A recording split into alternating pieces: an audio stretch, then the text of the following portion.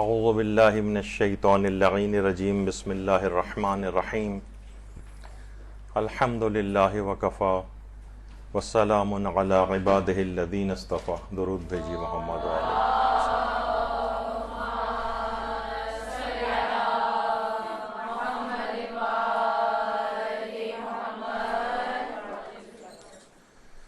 ایک بہت ہی اہم اخلاقی موضوع جو کہ تقریباً ہر گھر کے اندر پیش آتا ہے، آپس میں لڑائی اور جھگڑا. رشتہ دار سے دست و گریباں ہیں، ساسیں بہوؤں کے ساتھ، نندوں کے ساتھ، بھائی بھائی، بہن بہن، بہن بھائی، آفیسز کے اندر لڑائی و جھگڑے، کاروبار کی جگہ پر لڑائی و جھگڑے. یہ ایک عمومی مزاج لوگوں کا بن گیا ہے. اب اس کی وجوہات تو مختلف ہیں کہ لڑائی جھگڑے ہوتے کیوں ہیں، اس کی بھی کچھ وجوہات بیچ میں آئیں گی، لیکن ہم آپس میں لڑائی و جھگڑے کو کیسے بڑھنے سے روکیں، یہ سب سے اہم چیز ہے. تو دیکھیے، پہلی بات تو یہ ہے کہ ہمیں اس کی اہمیت کو سمجھنا چاہیے، کیونکہ پیغمبر اکرم ختم مرتبت صلی اللہ علیہ وآلہ وسلم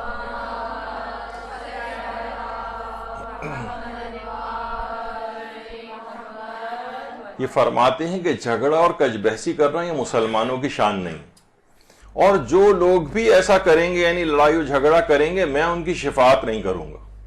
اب بتائیے، کوئی شخص اپنے کیا اعمال پہ اپنے بھروسہ کر سکتا ہے؟ جو رہی صحیح صرف ہمارے لیے صرف ایک امید ہے، وہ پیغمبر اکرم کی اور ائمہ اہل بیت کی شفاعت ہے. وہ بھی اگر ہمارے ہاتھ سے نکل گئی تو آخرت میں ہمارے پاس کیا بچے گا؟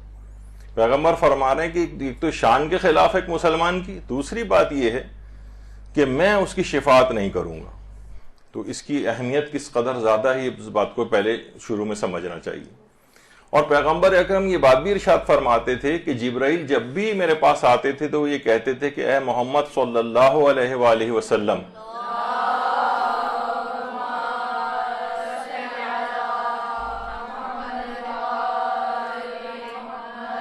خود کو لوگوں کی دشمنی اور جھگڑے سے بچائے رکھو.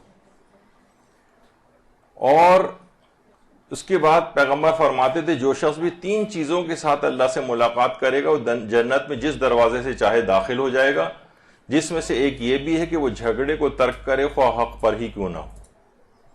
کتنی اب اس سے پہلے آپ نے مذمت سنی کہ پیغمبر فرما رہے ہیں کہ میں شفاعت نہیں کروں گا جھگڑا کرنے والوں کی. اس کے بعد پیغمبر اکرم یہ بات فرما رہے ہیں کہ وہ جنت میں جس دروازے سے چاہے گا داخل ہو جائے گا. اچھا، یہ نہیں کہ چاہے وہ حق پر ہی کیوں نہ ہو، یعنی دوسرا جو ہے وہ کر رہا ہے اس کے ساتھ، دوسرا اس کے ساتھ زیادتی کر رہا ہے جس کی وجہ سے جھگڑا ہو رہا ہے، لیکن پیغمبر فرماتے ہیں ہر صورت میں جھگڑے کو ترک کرو، خواہ حق پر ہی کیوں نہ ہو. اور فرمایا ہمارے چھٹے امام جعفر صادق علیہ الصلوۃ والسلام، اللہم صل علی محمد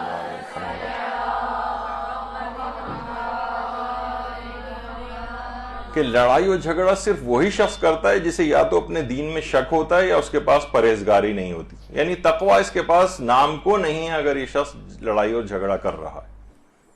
اس سے اس کی مذمت پتہ چلی. اور فرمایا کہ لڑائی جھگڑوں سے اجتناب کرو، اس سے تمہاری عمریں لمبی ہوں گی. لوگوں کی عمریں کم ہو رہی ہیں، نئی بیماریوں کے اندر مبتلا ہو کر تیز رفتاری کے ساتھ لوگ مرتے چلے جا رہے ہیں. پہلے زمانے میں کتنی ہمارے بزرگوں کی عمریں ہوا کرتی تھیں، لیکن اب وہ کم تر ہوتی چلی جا رہی ہیں. تو اس کی ایک وجہ بہت ساری وجوہات کے ساتھ یہ بھی ہے کہ لڑائی و جھگڑا آپس کا. اور اس کی ایک وجہ یہ بھی ہوتی ہے کہ سینوں میں جو ہے کینے پل رہے ہیں، آپس میں ایک دوسرے سے نفرتیں، دشمنیاں. یہی وجہ ہے کہ حضرت امیر المومنین علیہ الصلوۃ والسلام یہ جملہ ارشاد فرماتے ہیں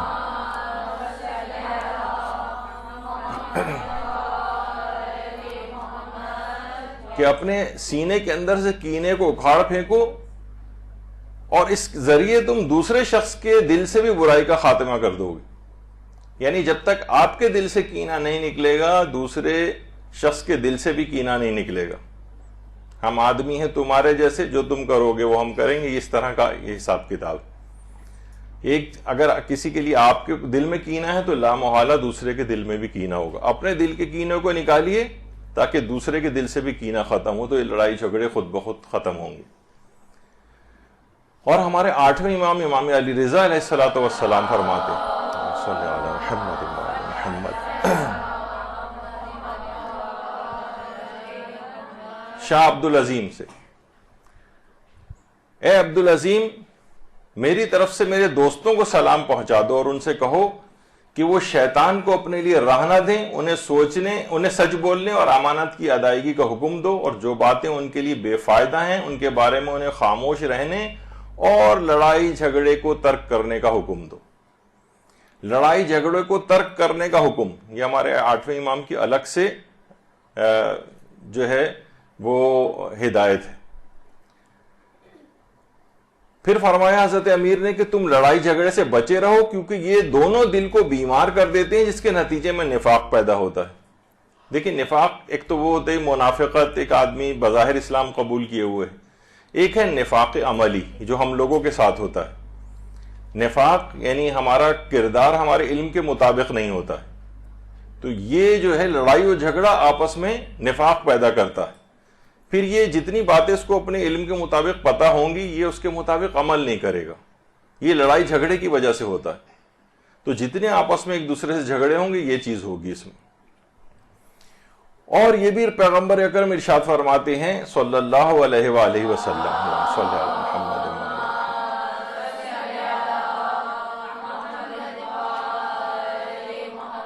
کہ آگاہ ہو جاؤ، میں تمہیں ایک ایسے عمل کی خبر دیتا ہوں جس کا ثواب روزے اور صدقے سے بھی زیادہ ہے. اور وہی عمل یہ ہے کہ لوگوں کے درمیان اختلافات کو ختم کرو، کیونکہ ان اختلافات سے انسان نابود ہو جاتا ہے.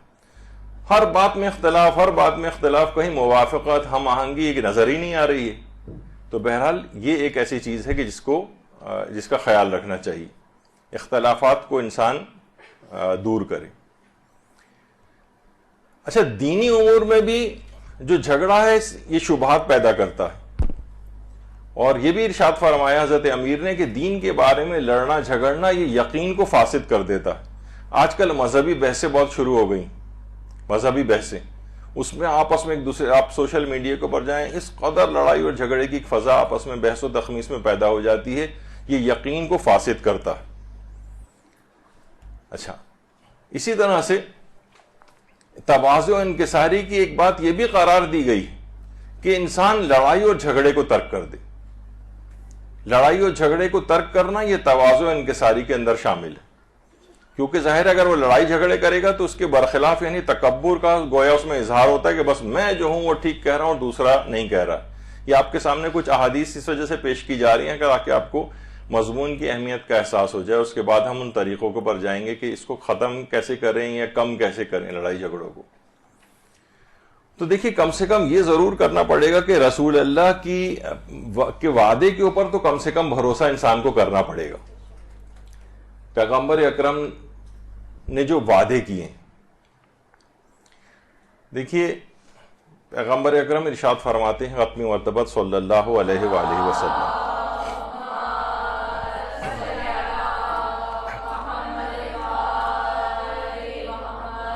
فرماتے ہیں انا زعیم و بیت فی اعلی الجنہ و بیت فی وسط الجنہ و بیت فی ریاض الجنہ.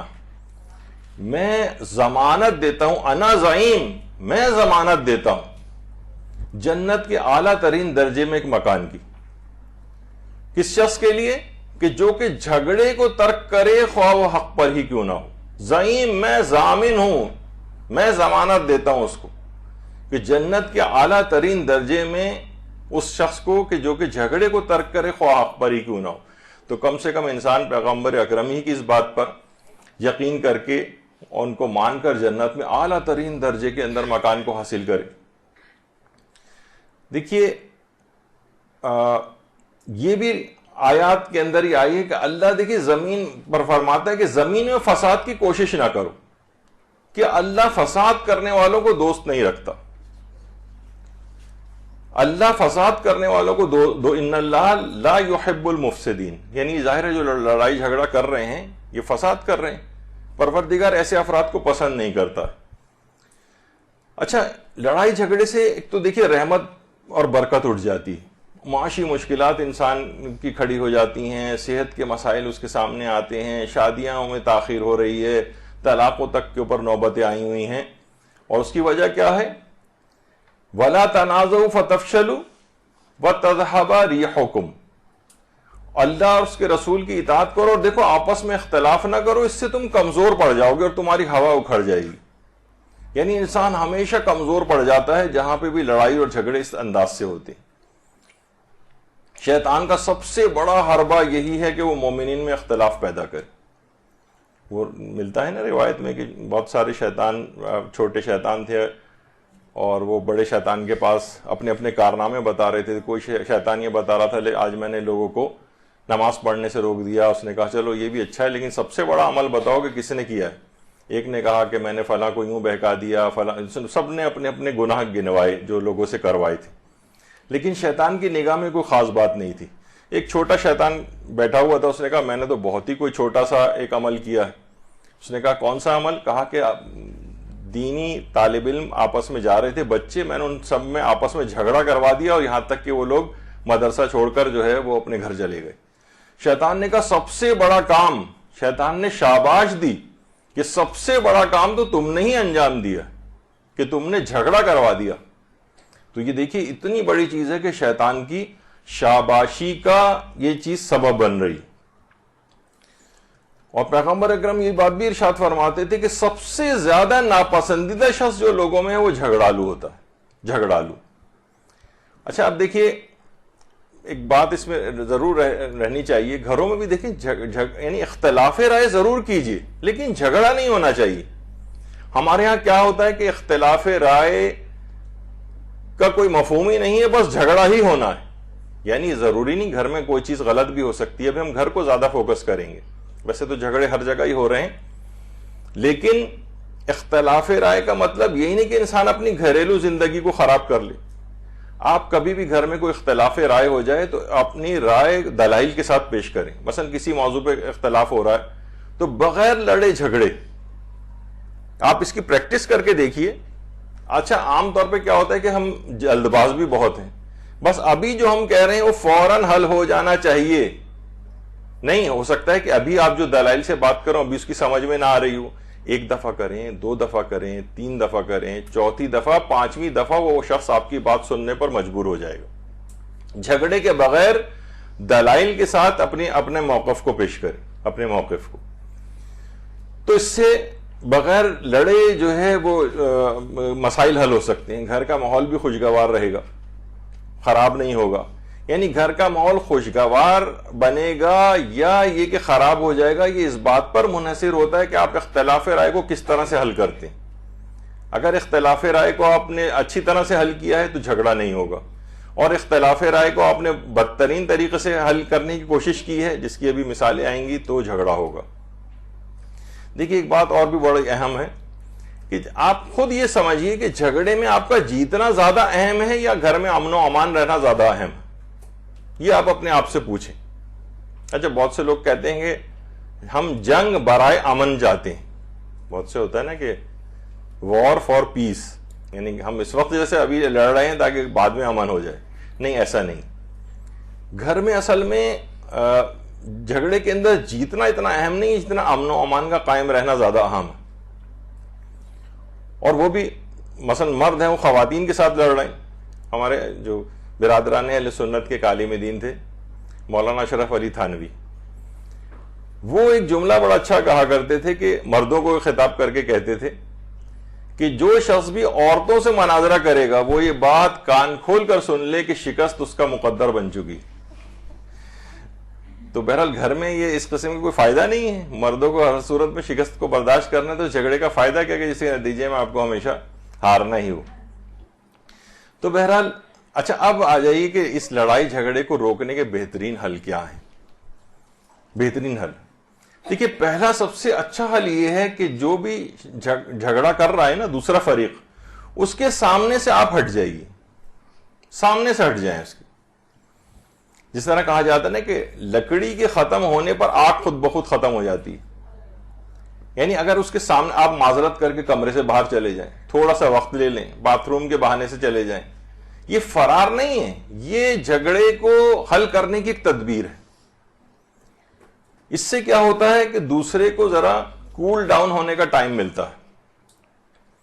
دیکھیے ایک چیز ہوتی ہے، پہلے تو اسٹیم آؤٹ آدمی ہوتا ہے نا، جو مخالف ہے نا اس کو اسٹیم آؤٹ ہونے دیں، وہ چیخ رہا ہے، چلا رہا ہے، بلند آواز کے ساتھ بات کر رہا ہے، مسلسل بولے چلے جا رہا ہے، آپ بالکل خاموشی اختیار کریں، اس کو اسٹیم آؤٹ ہو جانے دیں۔ جب وہ اسٹیم آؤٹ ہو جائے گا، ساری بھاپ اس میں سے نکل جائے گی، پھر وہ کول ڈاؤن ہو جائے گا۔ اور جب تک آپ اس کے سامنے اگر رہے تو پہلی والی چیز تو ابھی ہم یہی کہہ رہے ہیں، لڑائی جھگڑا روکنے کے لیے ایک تو اسٹیم آؤٹ ہو جانے دیں اس کو، اور اس کے بعد اس کے سامنے سے ہٹ جائیے۔ سامنے رہیں گے تو آگ بھڑکتی رہے گی، یہ اہم ہے، اس کو پریکٹس کر کے کبھی دیکھیں۔ کبھی معلوم ہے کہ کوئی بہت زیادہ کوئی جھگڑے کے موڈ میں ہے تو اس وقت سامنے سے ہٹ جائیں اس کے، آپ دیکھیں گے کہ وہ لڑائی جھگڑا آگے بڑھے گا ہی نہیں۔ ابھی ہم روکنے کی بات کر رہے ہیں نا، اس کو کس طرح سے ہم کم کیا جائے اور روکا جائے۔ دوسرا طریقہ یہ ہے کہ آپ لڑائی اور جھگڑا جو شخص کر رہا ہو اس کی کسی بات کا اس وقت جواب ہی نہ دیں۔ دیکھیے جھگڑا اسی وقت بڑھتا ہے جب آپ ترکی بترکی جواب سوال ایک دوسرے سے جو ہے نا ہو رہے ہوتے ہیں، جواب در جواب۔ اچھا اب دیکھیے یعنی بالکل خاموشی اختیار کرنا، بالکل خاموشی۔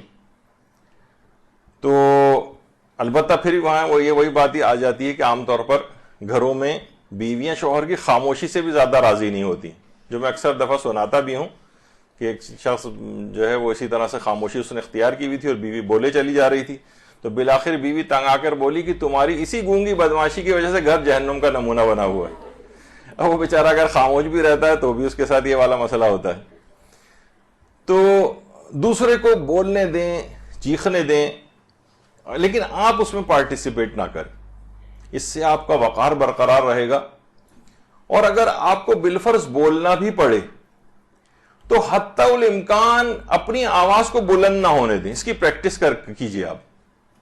ہمیشہ جب بھی یہ ہوتا ہے کہ یہ چیخنا چلانا جہاں پر بھی ہوتا ہے، ایک دفعہ ہم نے آیت اللہ فاطمی نیا کی ایک تقریر کا اقتباس کچھ پچھلی نشستوں میں پیش کیا تھا، جس میں انہوں نے یہ بات فرمائی تھی کہ جس گھر میں بھی چیخنا چلانا ہوتا ہے وہاں سے فرشتے فرار کر جاتے ہیں، چلے جاتے ہیں وہاں سے، اور ان کی جگہ شیاطین لے لیتے ہیں۔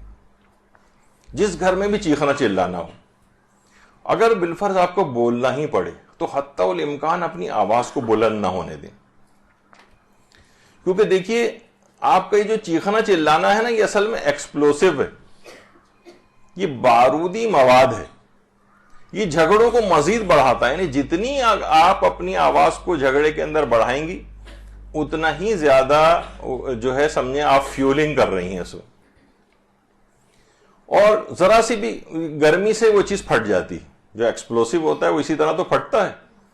تو اور جھگڑوں سے یہ بات یاد رکھ لیجئے کہ نقصان فریقین کا ہوتا ہے، گھر میں رہنے والے اور افراد کا ہوتا ہے، بچوں وغیرہ کا بھی ہوتا ہے۔ تو دوسرا، اگر کوئی شخص اپنے نقصان پر زیادہ کمر بستہ ہے تو آپ پارٹیسپیٹ کر کے خود اپنا نقصان کیوں کر رہے ہیں؟ یعنی آپ کم سے کم اس نقصان سے اپنے آپ کو بچائیں۔ ایک اور چیز جو علماء اس سلسلے میں فرماتی ہیں وہ یہ ہے کہ دیکھیے رد عمل دینے میں ہمیشہ آپ تاخیر سے کام لیں۔ اس نے ابھی ایک بات کہی، آپ کو غصہ آ رہا ہے اس کے اوپر، آپ بھی جواباً بات کہہ سکتے ہیں، اسے خاموش کرا سکتے ہیں، لیکن آپ فوری رد عمل نہ دیں۔ آپ کہیں گے ٹھیک ہے میں اس بات کا جواب ان کو دوں گی، لیکن کل دوں گی، کسی اگلے دن دوں گی، کئی دن بعد دوں گی۔ اور یقین کیجئے کہ وہ اگر جیسے ہی آپ نے رد عمل دینے میں تاخیر کی نیت کی کہ میں ابھی جواب نہیں دے رہی، ابھی ان کو بولنے دو، جھگڑا کرنے دو، یا آپ اس وقت خاموشی اختیار کریں، وہاں سے اٹھ کر چلی جائیں، خاموش ہو جائیں، یا بہت ہی ہلکی آواز میں کچھ بات کر لیں، لیکن یہ کہ اگر آپ نے رد عمل دینے میں تاخیر سے کام لیا تو یقین کیجئے کہ آپ نے جھگڑے کو وہیں ختم کر دیا۔ دیکھیے حکومتیں تک رد عمل دینے میں تاخیر سے کام لیتی ہیں۔ آپ نے دیکھا کوئی واقعہ ہو جاتا ہے، رد عمل کچھ لوگ فوراً دے دیتے ہیں، کچھ تاخیر سے دیتے ہیں۔ ابھی امریکہ کا صدر جو بائیڈن جو منتخب ہوا، کچھ حکومتوں نے اس کو مبارکباد دینے میں تاخیر سے کام لیا، یعنی وہ دیکھ رہے ہوتے ہیں کہ کس طریقے سے یہ اونٹ کس طرف جا رہا ہے، کیا یعنی ہمیں کیا کرنا چاہیے سوچنے کا ذرا ٹائم مل جاتا ہے. رد عمل فوراً نہ دیں. اگلا جھگڑا روکنے کا طریقہ یہ ہے کہ منفی الفاظ کبھی استعمال نہ کریں. گالیاں دینا, طنز کرنا, برا بلا کہنا.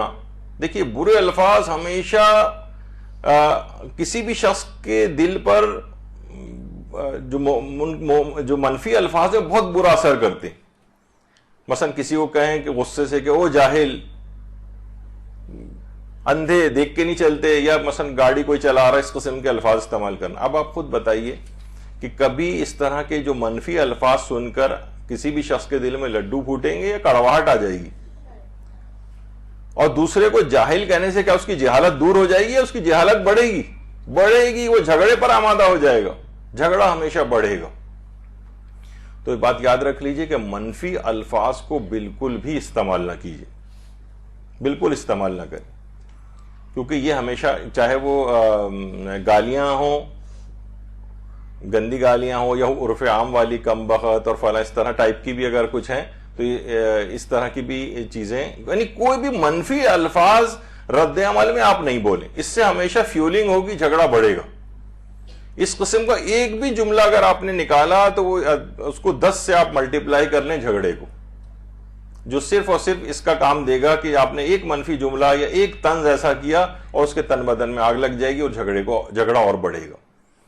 اور ایک چیز بہت اہم, وہ یہ کہ وقتی طور پر مونچھیں نیچی کر لی جائیں.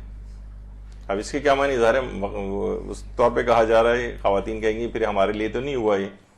مونچھیں نیچی کرنے کا معاملہ یہ ہے کہ خواہ آپ غلطی پر نہ بھی ہو نا, تب بھی آپ معافی مانگ لیں. یقین کیجئے کچھ بھی نہیں ہوگا, آپ کی کوئی عزت کم نہیں ہوگی.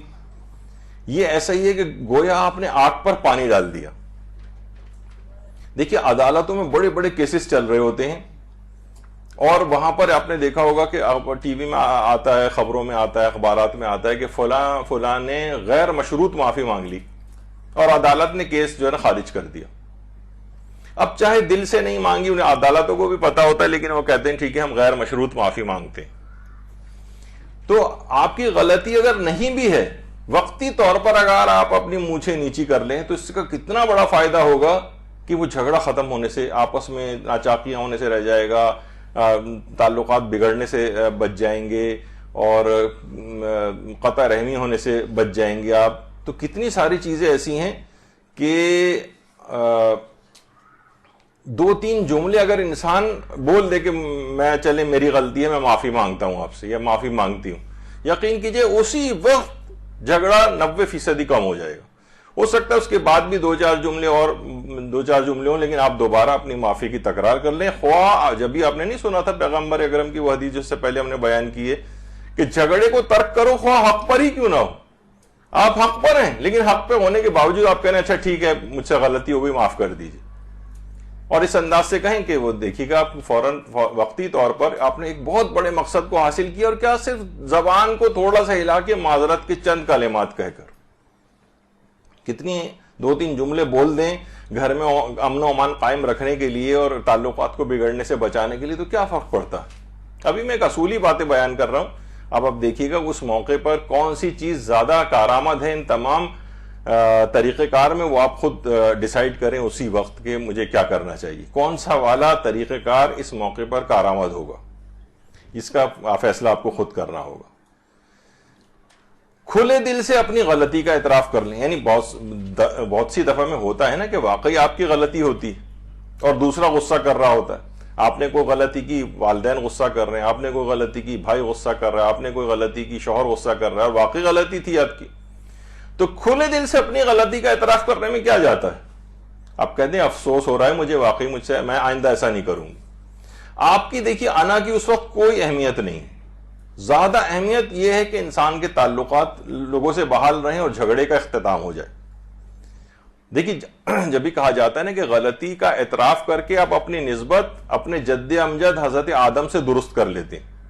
ان سے غلطی ہوئی, انہوں نے اپنی غلطی کا اعتراف کیا, اور غلطی پر ڈٹے رہنا یہ شیطان سے گویا اپنی نسبت کو برقرار رکھنا ہوتا ہے. وہ آج تک ڈٹائی کے اوپر ڈٹا ہوا ہے کتنے انبیاء تک سے اس کو یہ سہولت ملی تھی کہ اس موقع پر بھی اگر تم توبہ کر لو تو ہم اللہ سے سفارش کر کے تمہاری توبہ قبول کروا دیتے، لیکن اس خبیث نے اس کے باوجود ابھی تک آج تک ڈھٹائی کے اوپر آمادہ بیٹھا ہوا ہے۔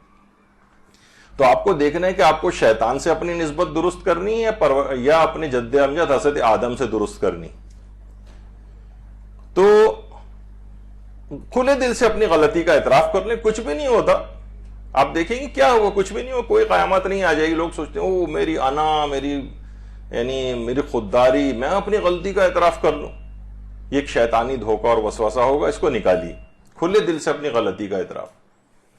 اچھا، اگر مخالف جو ہے وہ فریق مخالف وہ شرمندہ ہو یا آپ سے معافی مانگے تو معاف کرنے میں کبھی بھی تاخیر سے کام نہ لیں، دیر نہ لگائیں، فوراً معاف کریں۔ دیکھیے یہاں تک کتنا روایتوں کے اندر یہ آیا کہ زیادہ معاف کر دینے والے کی عمر میں اضافہ ہو جاتا ہے۔ ابھی آپ صرف معاف کر رہی ہیں اور ادھر پتہ چلا کئی سال آپ کی عمر میں بڑھ گئے۔ آپ کتنی عبادتیں انجام دیں گی ان بڑھے ہوئے سالوں میں، کتنی نیکیاں آپ انجام دیں گی، کتنے رمضان آئیں گے، اس کی کتنی شب قدریں آئیں گی۔ یعنی آپ خود سوچیں نا، معاف کرنے سے عمر میں اضافہ تو آپ کی نیکیوں میں بھی اضافہ۔ اور ایک دوسرے کو معاف کیا کرو، اس سے تمہارے دلوں کے کینے ختم ہوں گے۔ معاف کرنے سے ہمیشہ کینے ختم ہوتے ہیں۔ معاف کرنا کرامتوں کا تاج ہے، روایتوں میں آیا ہے۔ تو آپ دیکھیے نا کس قدر معافی کے سلسلے میں روایات آئی ہیں، اور جو معاف نہیں کرتا اس کو بدترین انسان کہا گیا۔ تو یہ بہت اہم چیزیں ہیں کہ جن کا ہم کو احساس کرنا چاہیے۔ کینے ایک دوسرے کے دلوں سے ختم ہوتے ہیں۔ اور روایات کتنی زیادہ ہیں کہ جو شخص بھی عقل مند ہے، جسے اللہ نے عقل دی ہے، وہ لوگوں کے قصور اور غلطیوں کو بھی معاف کرتا۔ اور اس کا ایک فائدہ یہ بھی ہوتا ہے جتنی آپ لوگوں کی غلطیاں اور خطائیں اس دنیا کے اندر معاف کریں گے، اتنا ہی اللہ آپ کی خطاؤں اور غلطیوں کو آخرت میں معاف کرے گا۔ تو سب سے بہتر، یعنی آپ کتنا شخص محتاج ہوگا کہ پروردگار اس کی غلطیوں اور خطاؤں کو معاف کرے، تو اتنی ہی خطاؤں اور غلطیوں کو یہاں پر لوگوں کی معاف کرنا ہے۔ تو فریق مخالف کبھی بھی آپ سے ایکسکیوز کرے تو آپ ہمیشہ اس کو فوری طور پر معاف کریں۔ عام طور پہ یہ ہوتا ہے نا کہ مثلا والدین، مثلا کوئی شخص والد یا والدہ ہے، اولاد آ کر معافی مانگ رہی ہوتی ہے اور وہ جو ہے وہ مثلا منہ پھلا کر بیٹھے ہوئے ہیں، شوہر معافی مانگ رہا ہے، بیوی منہ پھلا کر بیٹھی ہوئی معاف کرنے کو تیار نہیں ہو رہی۔ تو یہ سب نہ کی جائے۔ معاف کرنے کے اندر بہت خصوصیات کہ اس سے دلوں کا کینہ بھی وہ جاتا رہتا ہے۔ نرم زبان کو استعمال کریں۔ دیکھیں نرم زبان کے متعلق کہا جاتا ہے کہ نرم زبان مضبوط ہڈی کو بھی توڑ دیتی۔ نرم زبان، روایات میں یہ بات بھی آئی ہے کہ فتنوں سے بچو، اور اس میں زبان کا جو فتنہ ہے یہ تلوار سے بھی بدتر کردار ادا کرتا ہے۔ تلوار سے بھی بدتر کردار ہے زبان کا۔ کوئی سخت جملہ نہ کہیں، آپ دیکھیں گے کہ لڑائی جھگڑا بڑھے گا نہیں، جھگڑا کم ہوگا۔ یہ جھگڑا بڑھتا ہی اس وقت ہے جب آپ کا رد عمل خراب ہوتا ہے، رد عمل غلط ہوتا ہے، آپ نے ایسے الفاظ استعمال کیے ہوتے ہیں سخت جس سے بڑھتا چلا جاتا ہے۔ اچھا، کبھی اگر جواب دینا ضروری بھی ہو، جیسے شوہر و بیوی میں ہوتا ہے یا کسی سے بھی ہو، تو آپ یقین کیجئے ایک چیز لوگ کرتے نہیں ہیں اب تو، اور اس میں سہولت اور آسانی ہو گئی۔ پہلے یہ کہا جاتا تھا، لوگ مشورہ دیتے تھے کہ آپ کو جواب دینا ضروری ہے نا، زبانی جواب نہ دیں، آپ خط لکھ دیں اس کو۔ اچھا، خط یہ نہیں کہ بیوی خط ہے تو وہ خط لکھ کے لیٹر باکس میں کہیں ڈالنے جائے تو پھر وہ گھر پہ شوہر کے پاس نہیں، کاغذ پہ لکھ کے شوہر کے تکیے کے نیچے رکھ دے یا سامنے رکھ دے اس کے۔ زبان اب تو اور آسانی ہو گئی، اب تو واٹس ایپ میسیجنگ کے ذریعے والا کام ہو سکتا ہے۔ یقین کیجئے کتنے ہی جھگڑے جن لوگوں نے بھی اس طریقہ کار کو استعمال کیا، کیونکہ دیکھیے اچھا اس میں فون پہ بھی بات نہ کریں ایک دوسرے سے، ایک تو آمنے سامنے بات نہ کریں اور فون پر بھی بات نہ کریں، وہ اس سے، کیونکہ جب بھی بات چیت ہوگی نا تو وہ پھر شکوے شکایتیں اور جھگڑا بڑھے گا۔ تو جو بھی فریق ہے وہ یہ کرے کہ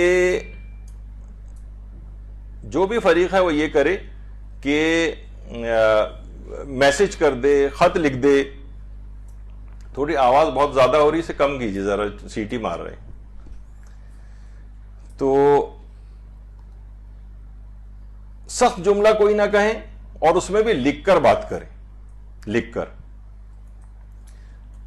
یا تو ٹیکسٹ میسیجنگ کے ذریعے ہو یا وائس کلپ کے ذریعے ہو، آپ دیکھیں گے کہ بہت اس میں سہولت اور آسانی ہوگی اور جھگڑا بڑھے گا ہی نہیں آگے، اور آپ اپنی بات بھی کہہ دیں گے. اچھا دوسرا بھی، کیونکہ اس میں جذبات ویسے نہیں ہوتے نا، یعنی نہ الفاظ ویسے ہوتے ہیں، نہ انسان مثلا کسی کو لکھ تو نہیں رہا ہوتا وہ جاہل ہو فلاں، یہ تو نہیں، یہ تو ترکی و ترکی میں چل جاتا ہے، لیکن لکھنے میں صرف کام کی بات لکھی جاتی.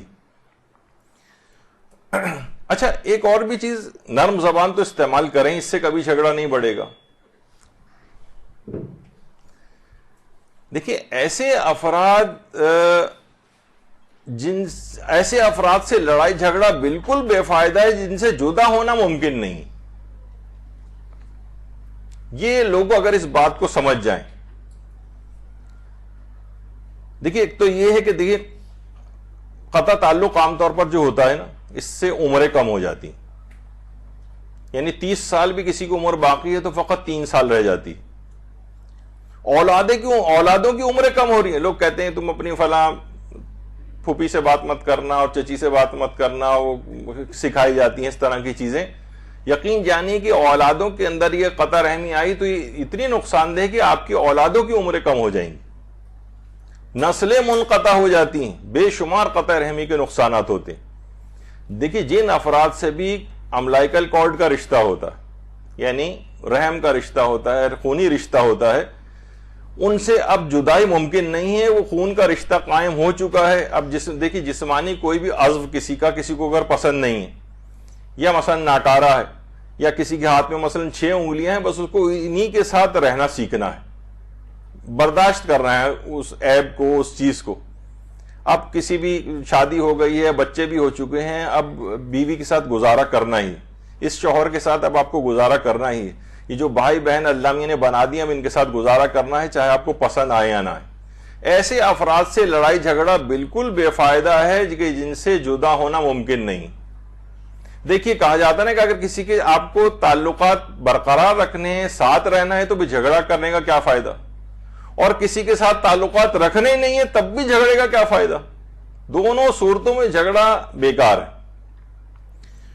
تو ایسے افراد کے ساتھ لڑائی اور جھگڑا بالکل بے فائدہ ہے جن سے جدا ہونا ممکن نہیں ہوتا ہے. بس اب تو ان کے ساتھ رہنا ہے، اب جیسے بھی ہیں اب آپ کو کمپرومائز کرنا ہے، ان کی باتوں کو برداشت کرنا ہے، اس کے بغیر اب جو ہے وہ کچھ ہونا ممکن نہیں.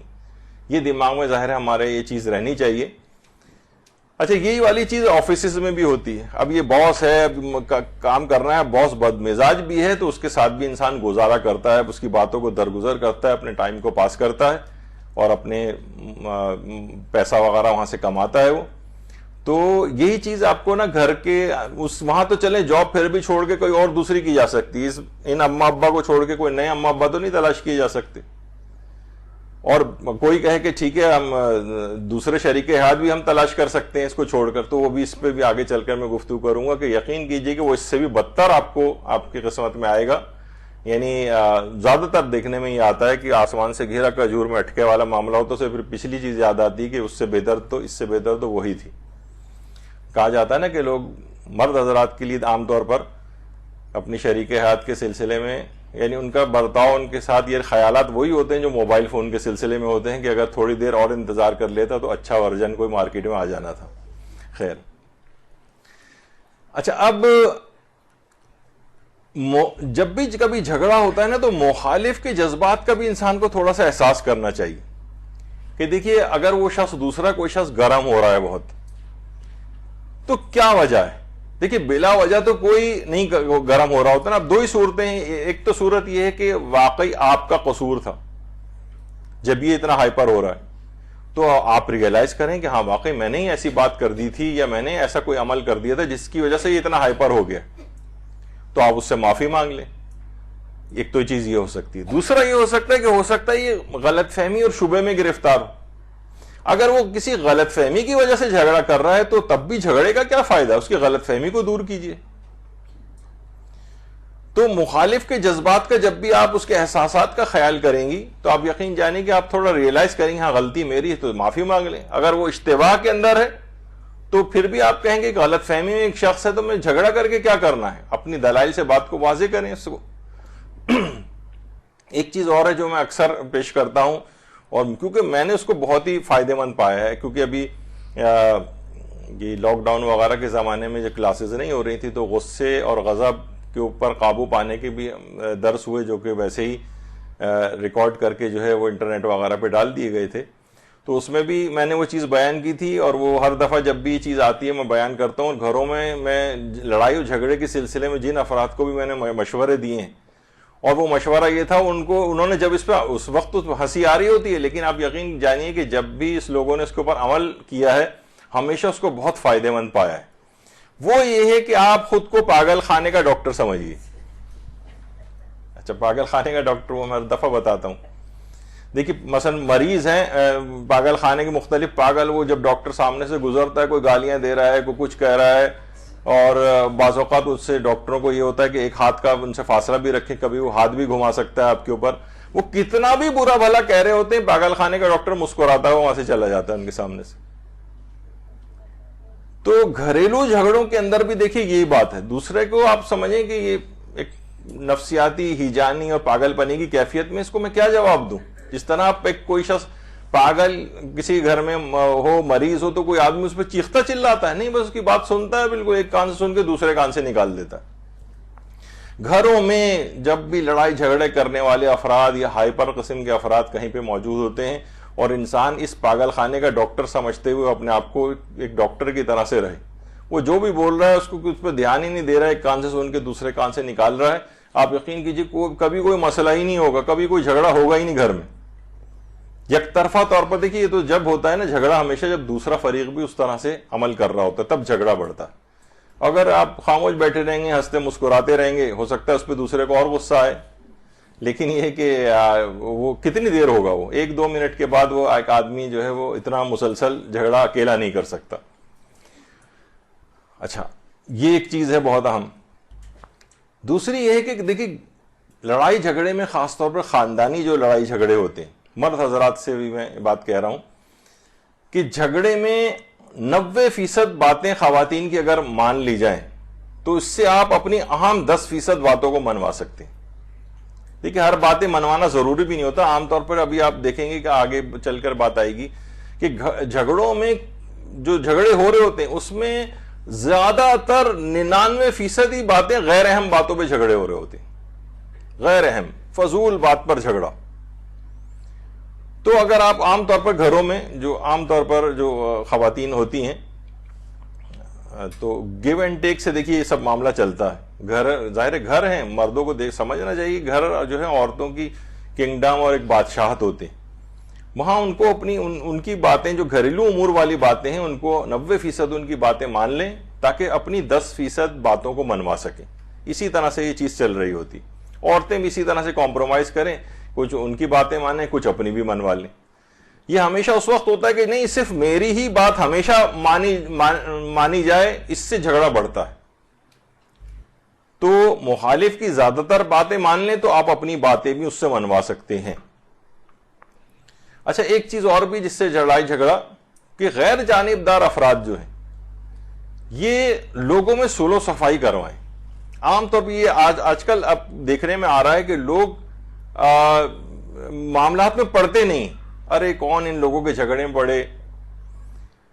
تو دیکھیے اس قدر اہم ہے یہ چیز کہ قرآن کی آیات انما المؤمنون اخوۃ فاصلحوا بین اخویکم واتقوا اللہ لعلکم ترحمون. مومنین آپس میں بھائی بھائی ہیں, لہٰذا اپنے بھائیوں کے درمیان اصلاح یا صلح کرا دیا کرو اور اللہ سے ڈرتے رہو شاید تم پر رحم کیا جائے.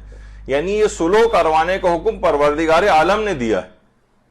اللہ کا حکم سمجھتے ہوئے لوگوں کی صلح کروائیے. لوگ عام طور پہ کہتے ہیں کہ بھائی ان معاملات میں کون پڑھے. ارے بھائی اللہ نے حکم دیا کہ مومنین کے درمیان صلح کرواؤ, آپ پڑھیں بیچ میں. تو یہ ایک اہم چیز ہے. اور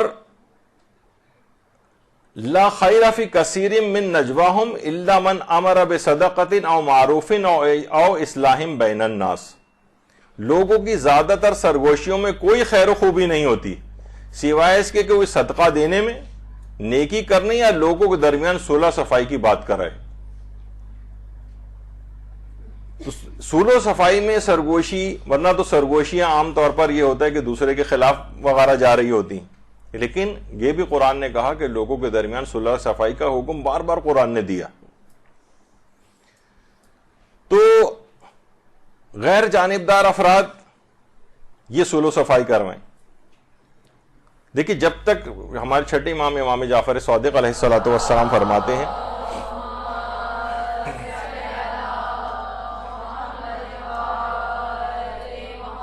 کہ جب تک دو مسلمان بھائی آپس میں ناراض رہیں شیطان اس صورتحال سے بہت خوش ہوتا ہے، اور جیسے ہی وہ صلح کر لیتے ہیں شیطان کے پاؤں لڑکھڑانے لگتے ہیں اور کہتا ہے ہائے میں مارا گیا، میں مارا گیا. تو اتنا اہم ہے یہ چیز، یہ شیطان کسی صورت نہیں چاہتا کہ لوگوں کے درمیان صلح و صفائی ہو. اور دیکھیے کہ ہمارے جو ائمہ تھے انہوں نے لوگوں کے درمیان جھگڑے کو رفع کرانے کے لیے پیسے تک رکھے ہوئے تھے، یعنی اپنے اصحاب کے پاس مال کو رکھواتے تھے اور کہتے تھے کہ ہمارا مال ہے، جب بھی مومنین کا مالی امور میں آپس میں جھگڑا ہو جائے تو تم وہ پیسے دے کر اور اس جھگڑے کو چکا دیا کرو. یعنی آج بھی بعض مراجع کا یہ نظریہ ہے کہ سہم امام کا ایک مصرف یہ بھی ہے کہ لوگوں کے درمیان اس طرح سے اگر کبھی کوئی جھگڑا وغیرہ ہو جائے تو حاکم شرع کی اجازت سے، یعنی حاکم شرع اگر مناسب سمجھے تو وہ مال امام سے اس پیسے کو خرچ کر کے لوگوں کے مالی جھگڑوں کو بھی رفع کرا سکتا. تو دیکھیے بہت ساری چیزیں ایسی ہیں. تو کبھی کبھار پیسے کو بھی خرچ کرنا چاہیے جھگڑے کے لیے.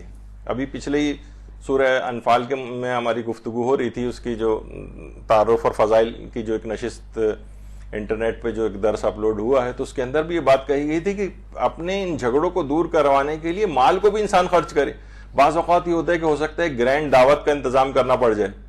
جو لڑائی جھگڑا جن افراد سے ہوا ہے، رشتہ دار ہیں قریب، ان کو آپ کھانے کی دعوت پہ کسی اچھی جگہ بلا لیں، 10-20 ہزار روپے خرچ کر دیں یا گھر پہ بلوا لیں. یقین کیجئے کہ کھانے کے اثرات بہت ہیں کھلانے کے، کہ کسی کو کھانے کی دعوت پہ بلائیں، اس کا اکرام کریں، اس کے دل سے تمام پچھلے ملال دور ہو جاتے ہیں. تو کبھی کبھار جھگڑے کو ختم کرنے کے لیے پیسے کو بھی خرچ کرنا چاہیے. ہمیشہ بس روکے پھیکے طریقے سے جو ہے نا اس کو نہ کریں، بلکہ کچھ نہ کچھ مال کو بھی اگر خرچ کر کے، امام نے اپنا ذاتی مال وہاں پر رکھوایا ہوا تھا اصحاب کے پاس کہ جب مومنین میں جھگڑا ہو جائے تو اس کو دے کر رفع کراؤ. تو یہ سب دیکھیے اس طرح کی چیزیں ہیں کہ بہت اہم ہیں. اور ایک اور اہم چیز یہ ہے کہ سنی سنائی باتوں پر کسی سے باس پرس نہ کریں. یقین جانیے کہ جو دوسرا آپ کو بات بتا رہا ہے نا، اس میں سے 90 سے 95% بات غلط ہوتی یا اس طرح سے نہیں کہی گئی ہوتی جیسے آپ کے سامنے پیش کی جا رہی. آپ نے سنی سنائی معلومات لیں اور اس پہ دوسرے سے باس پرس شروع کر دی، جھگڑا ہو گیا. کیا تم نے میرے متعلق ایسا کہا ہے؟ کیا تم نے میرے متعلق ایسا کہا ہے؟ میں نے ایک دفعہ ذاتی طور پر اس کو تحقیق کر کے دیکھا. کوئی چیزیں میں نے مثلا کچھ چیز سنی اور تحقیق کی، تو یقین کیجئے کہ تقریباً یا تو 100% بات غلط تھی یا 90-95% غلط تھی جیسے پیش کی گئی تھی. فیولنگ یعنی اس کے اندر نمک مرچ لگا کے بھی بعض اوقات چیزیں اس طرح سے پیش کی جاتی ہیں کہ آپ کو وقتی طور پر سن کر بہت غصہ آتا ہے، لیکن جب تحقیق کی تو پتہ چلا وہ بات ایسی کہی ہی نہیں گئی تھی. نہ تو وہ الفاظ تھے، اور اگر الفاظ تھے بھی تو اس کا کانٹیکسٹ کچھ اور تھا. تو یہ بہت زیادہ ہوتا ہے. کبھی اس سے ہی جھگڑا بڑھتا ہے.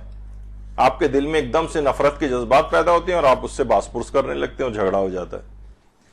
تو یہ کبھی بھی اس طرح سے نہیں ہونا چاہیے. اور یعنی جو بھی کوئی آپ بات کسی سے سنیں، سمجھ جائیں کہ اس میں 90% بات اضافی ملائی گئی، تو اس سے آپ بھی ذرا اپنے دماغ کو کنٹرول رکھ سکیں گے.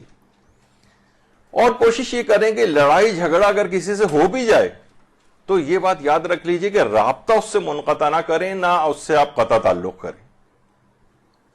نہ رابطہ منقطع کریں، نہ قطع تعلق کریں، بلکہ واٹس ایپ میسج کے ذریعے سلام بھیج دیں اس کو. کبھی کبھار کوئی تحفہ بھیجوا دیں کہیں کوئی ملاقات ہو جائے تو آگے بڑھ کر اس سے جا کر مل لیں، مصافحہ کریں، اس کو سلام کر لیں. اگر کبھی اطلاع مل جائے کہ کسی مالی مشکل میں ہے، کسی آدمی کے ذریعے اس کی ہیلپ کروا دیں آپ.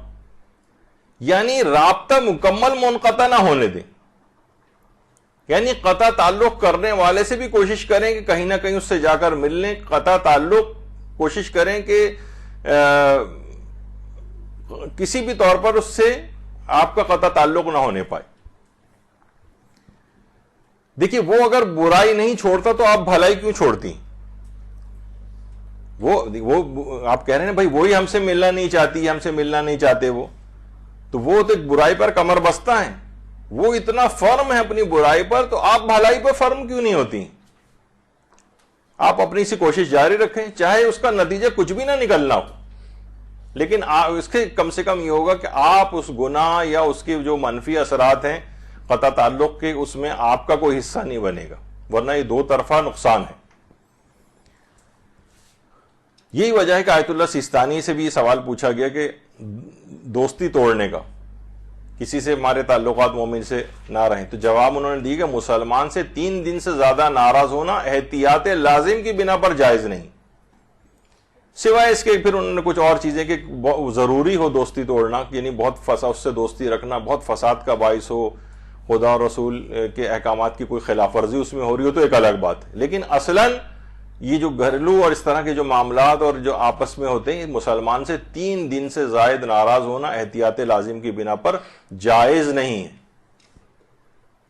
گناہگار ہوں گے 3 دن سے زیادہ قطع تعلق کیا. اور یہاں یہ صورتحال ہوتی ہے کہ لوگ سالہ سال نہیں ملتے ہیں ایک دوسرے سے. پیغمبر اکرم صلی اللہ علیہ وآلہ وسلم فرماتے ہیں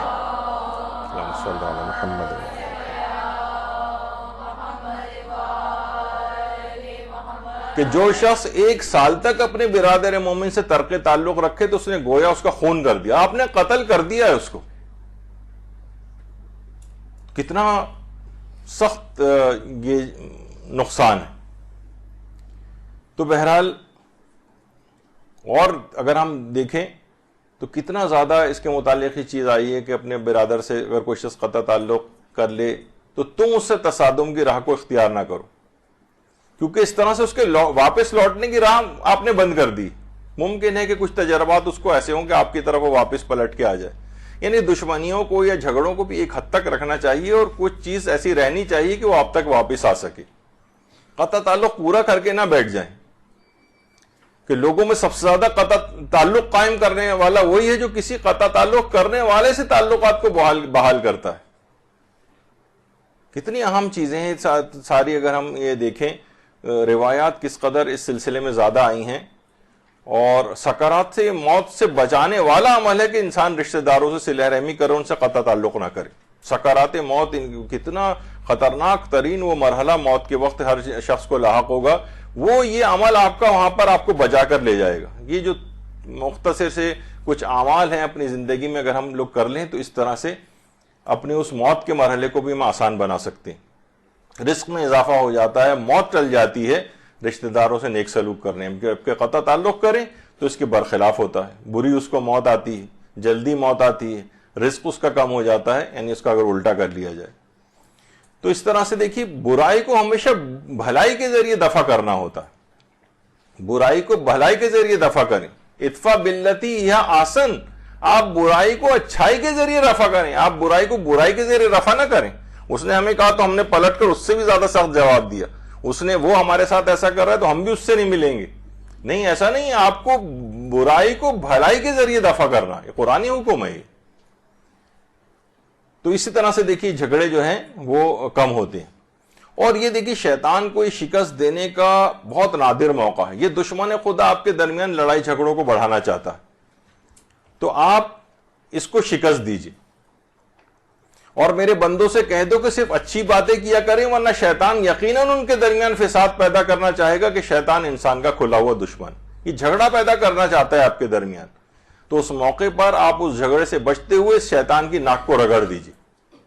مخالفت اور جھگڑا یہ بہت ایک خطرناک ایک نقصان ہے، اور جو اس طرح سے کرتا ہے آپ کو سمجھ میں نہیں. اور جو بھی تقوی اختیار کرتا ہے یجعل لہ مخرجا، خدا اس کو اس مشکل حالات سے نکال لیتا ہے.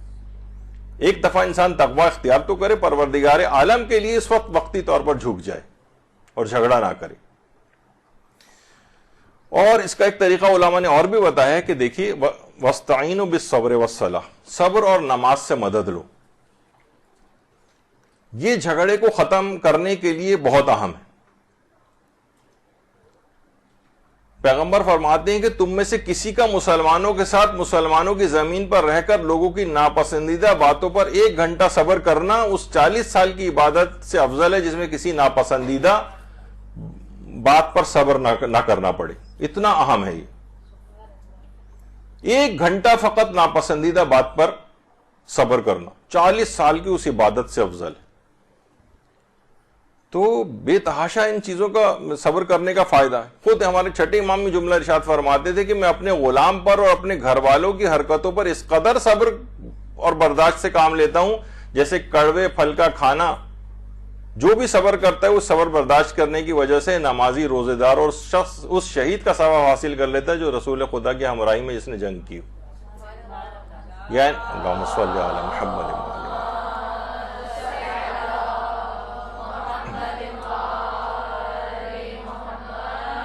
گھر میں مختلف قسم کے افراد، مختلف مزاجوں کے افراد ہوتے ہیں، ان کی باتوں کے پر صبر کر، اب ہر شخص سے ان کی مزاج کچھ اور ہے، آپ ہر وقت انسان ان سے لڑتا جھگڑتا رہے، حتیٰ کہ اپنے غلام، نوکر، یہ ماسیاں یا اس طرح کے جو ہوتے ہیں ڈرائیور وغیرہ، ان کے اوپر بھی صبر سے کام لینا ہوتا ہے۔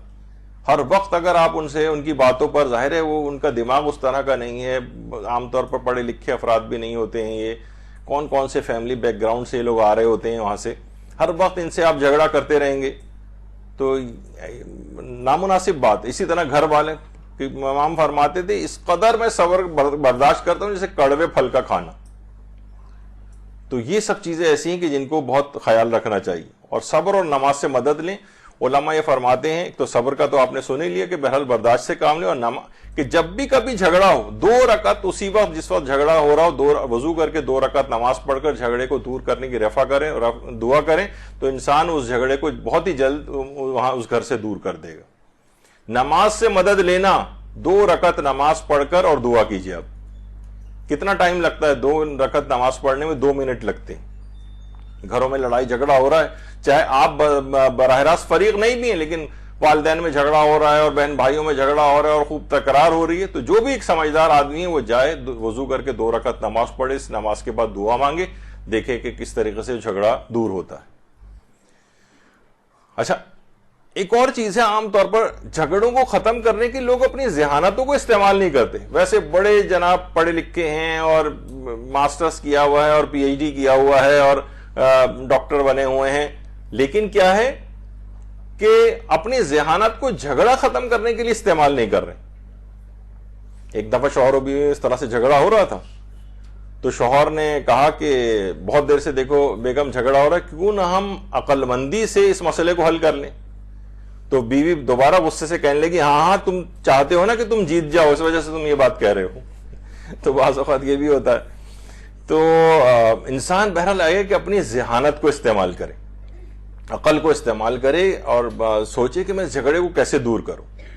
اور ایک چیز اور بھی ہے جو ماہرین یہ کہتے ہیں کہ انسان نا ایکسٹروورٹ بنے، انٹروورٹ نہ بنے۔ یہ ہمیشہ دیکھیے جھگڑا اسی وقت ہوتا ہے کہ جب آپ نا ہر وقت بس اپنے پرابلمز اور اس میں مگن رہتے ہیں، آپ لوگوں کے مسائل حل کرنے کی فکر میں رہیں، کسی جگہ جھگڑے ہو رہے تو آپ کاؤنسلنگ کرا رہے ہوں، لوگوں میں مسائل کھڑے ہو رہے ہوں تو آپ ان کی مدد کے لیے جا رہے ہوں، اور اس طرح کے جو افراد ہیں ان کی آپس میں یہ اختلافات اور جھگڑوں کا شکار نہیں ہوتے جو دوسروں کے مسائل حل کرتے ہیں، اور جو فقط بس اپنے اندر ہی مگن رہتے ہیں، بس یہ میرا مسئلہ اور وہ میرا مسئلہ اور وہ میرا مسئلہ، اور باقی دنیا کے لوگوں سے ان کی نہ کوئی خدمات ہوتی ہیں، نہ کوئی سوشل خدمات ہوتی ہیں، نہ کوئی معاشرے کے لیے کوئی فائدہ مند ہوتے ہیں۔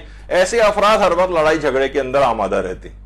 ایکسٹروورٹ بنے، یعنی باہر کے افراد کی طرف تھوڑی سی آپ توجہ زیادہ رکھیں، لوگوں کے مشکلات کو جو ہے آپ کوشش کریں کہ حل کریں، اور کچھ دعاؤں اور اس سے بھی کام لینا چاہیے۔ جیسے کہا جاتا ہے کہ حدیث قصہ کی تلاوت جس گھر میں اکثر ہوتی ہو وہاں سے بھی جھگڑے ختم ہوتے چلے جاتے ہیں۔ حدیث قصہ کی تلاوت۔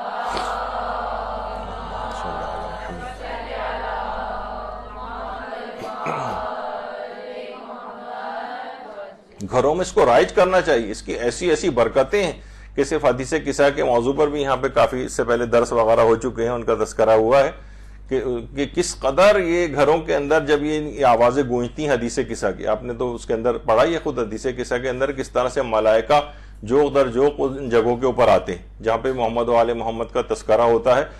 علیہ السلام, اللہم صلی علی محمد.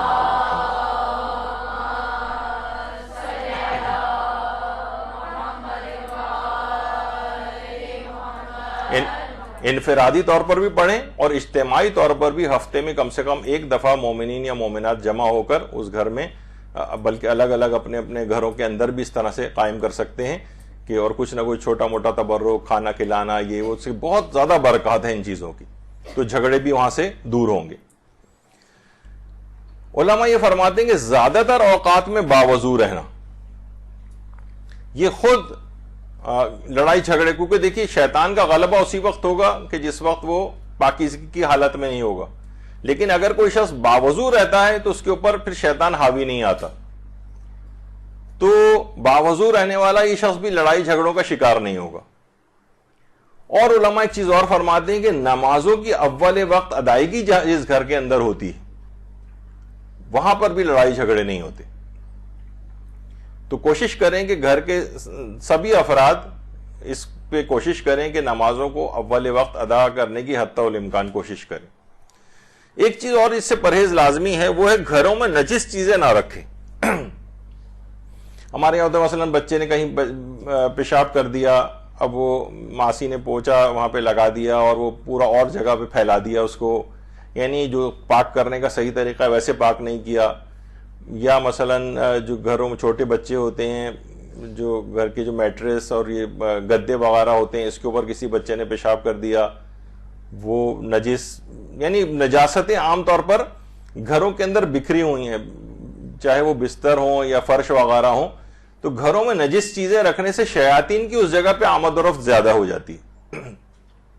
ایک دفعہ ایک درس ہمارا یہاں اس موضوع پہ ہوا تھا, خوابوں کی تعبیروں کے سلسلے میں.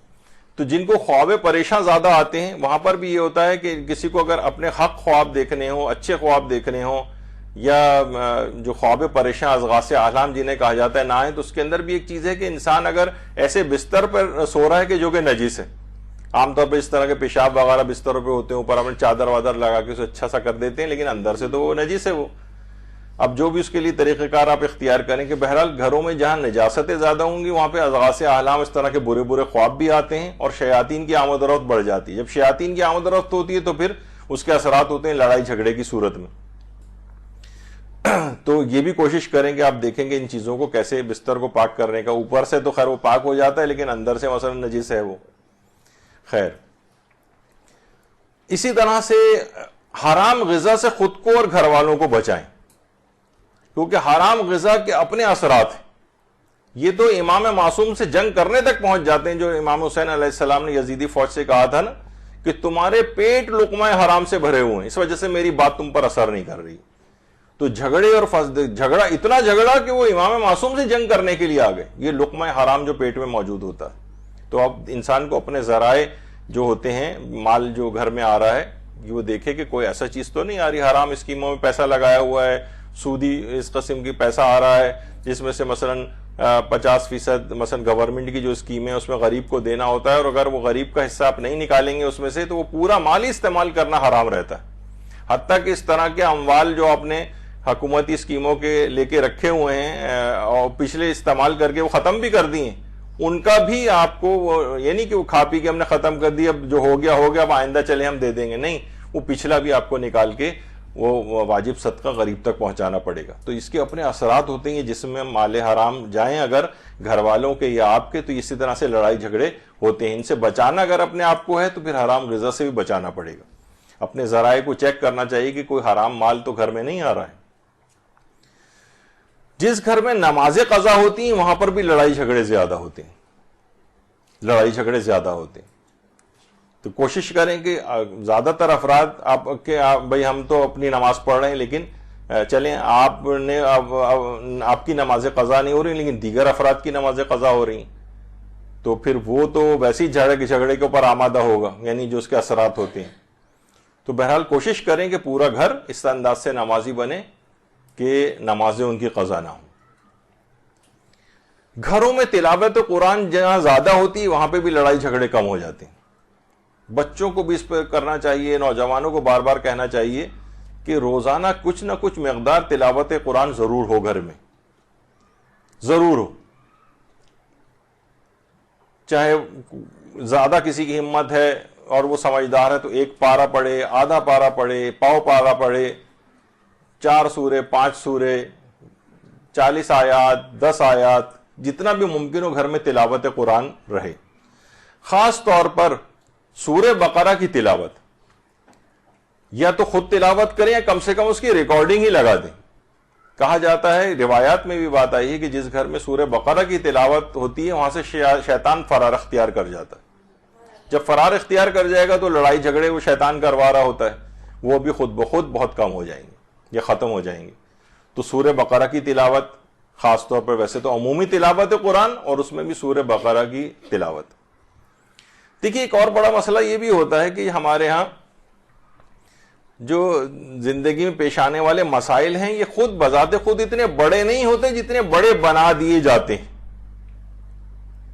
جو ہمارے مولانا غلام علی وزیری صاحب ایک دفعہ درس دے رہے تھے, اس میں ایک اچھی مثال بیان کی تھی کہ ایک شخص کی بیوی کے کپڑے سوکھنے کے لیے دھلنے کے بعد باہر ٹنگے ہوئے تھے, تو کوئی شخص آیا اور چرا کر لے گیا.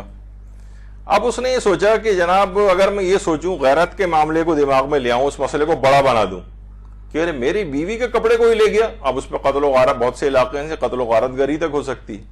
اور اگر زاویہ نگاہ بدل لے اپنا کہ بھئی چور آیا تھا 2 گز کپڑا ہی تو لے گیا ہے, کوئی بات نہیں اور کپڑا بنا دیں گے, اب وہی بڑے مسئلے کو کر کے اتنا چھوٹا بھی بنایا جا سکتا ہے.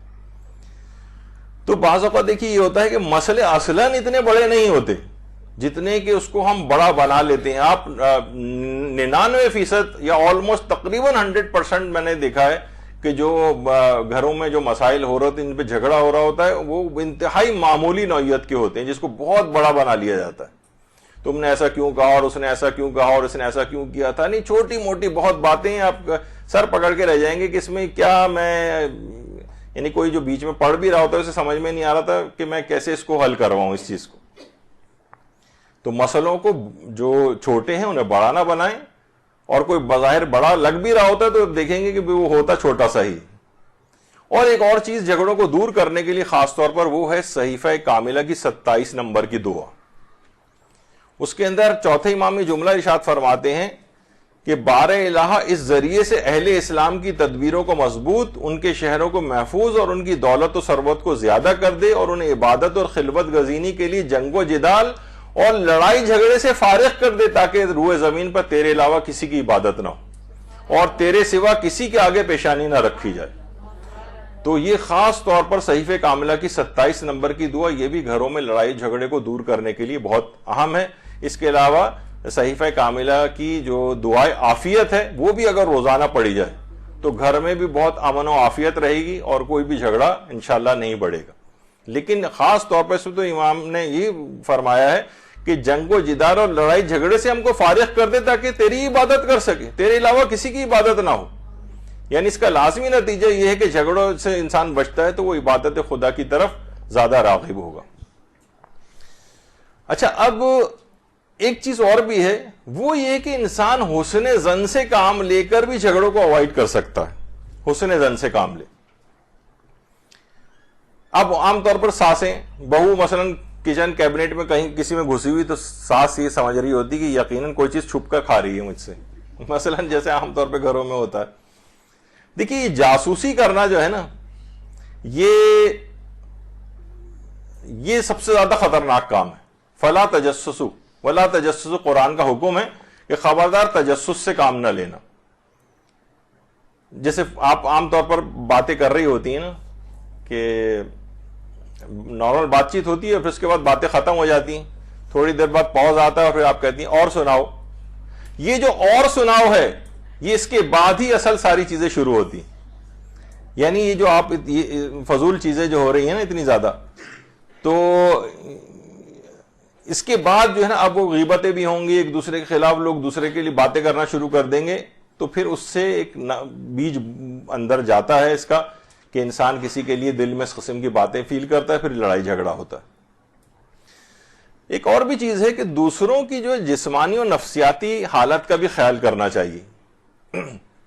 مثلا ہو سکتا ہے شوہر ہے، وہ تھکا ہارا آفس سے آیا ہے، کوئی شخص بیمار ہے، کسی کی نفسیاتی حالت کچھ اس طرح کی ہے، معاشی پریشانیاں ہیں، باہر کے معاملات نمٹا کر مثلا آ رہا ہے، چڑچڑا پن اس وجہ سے اس کے اندر آ رہا ہے۔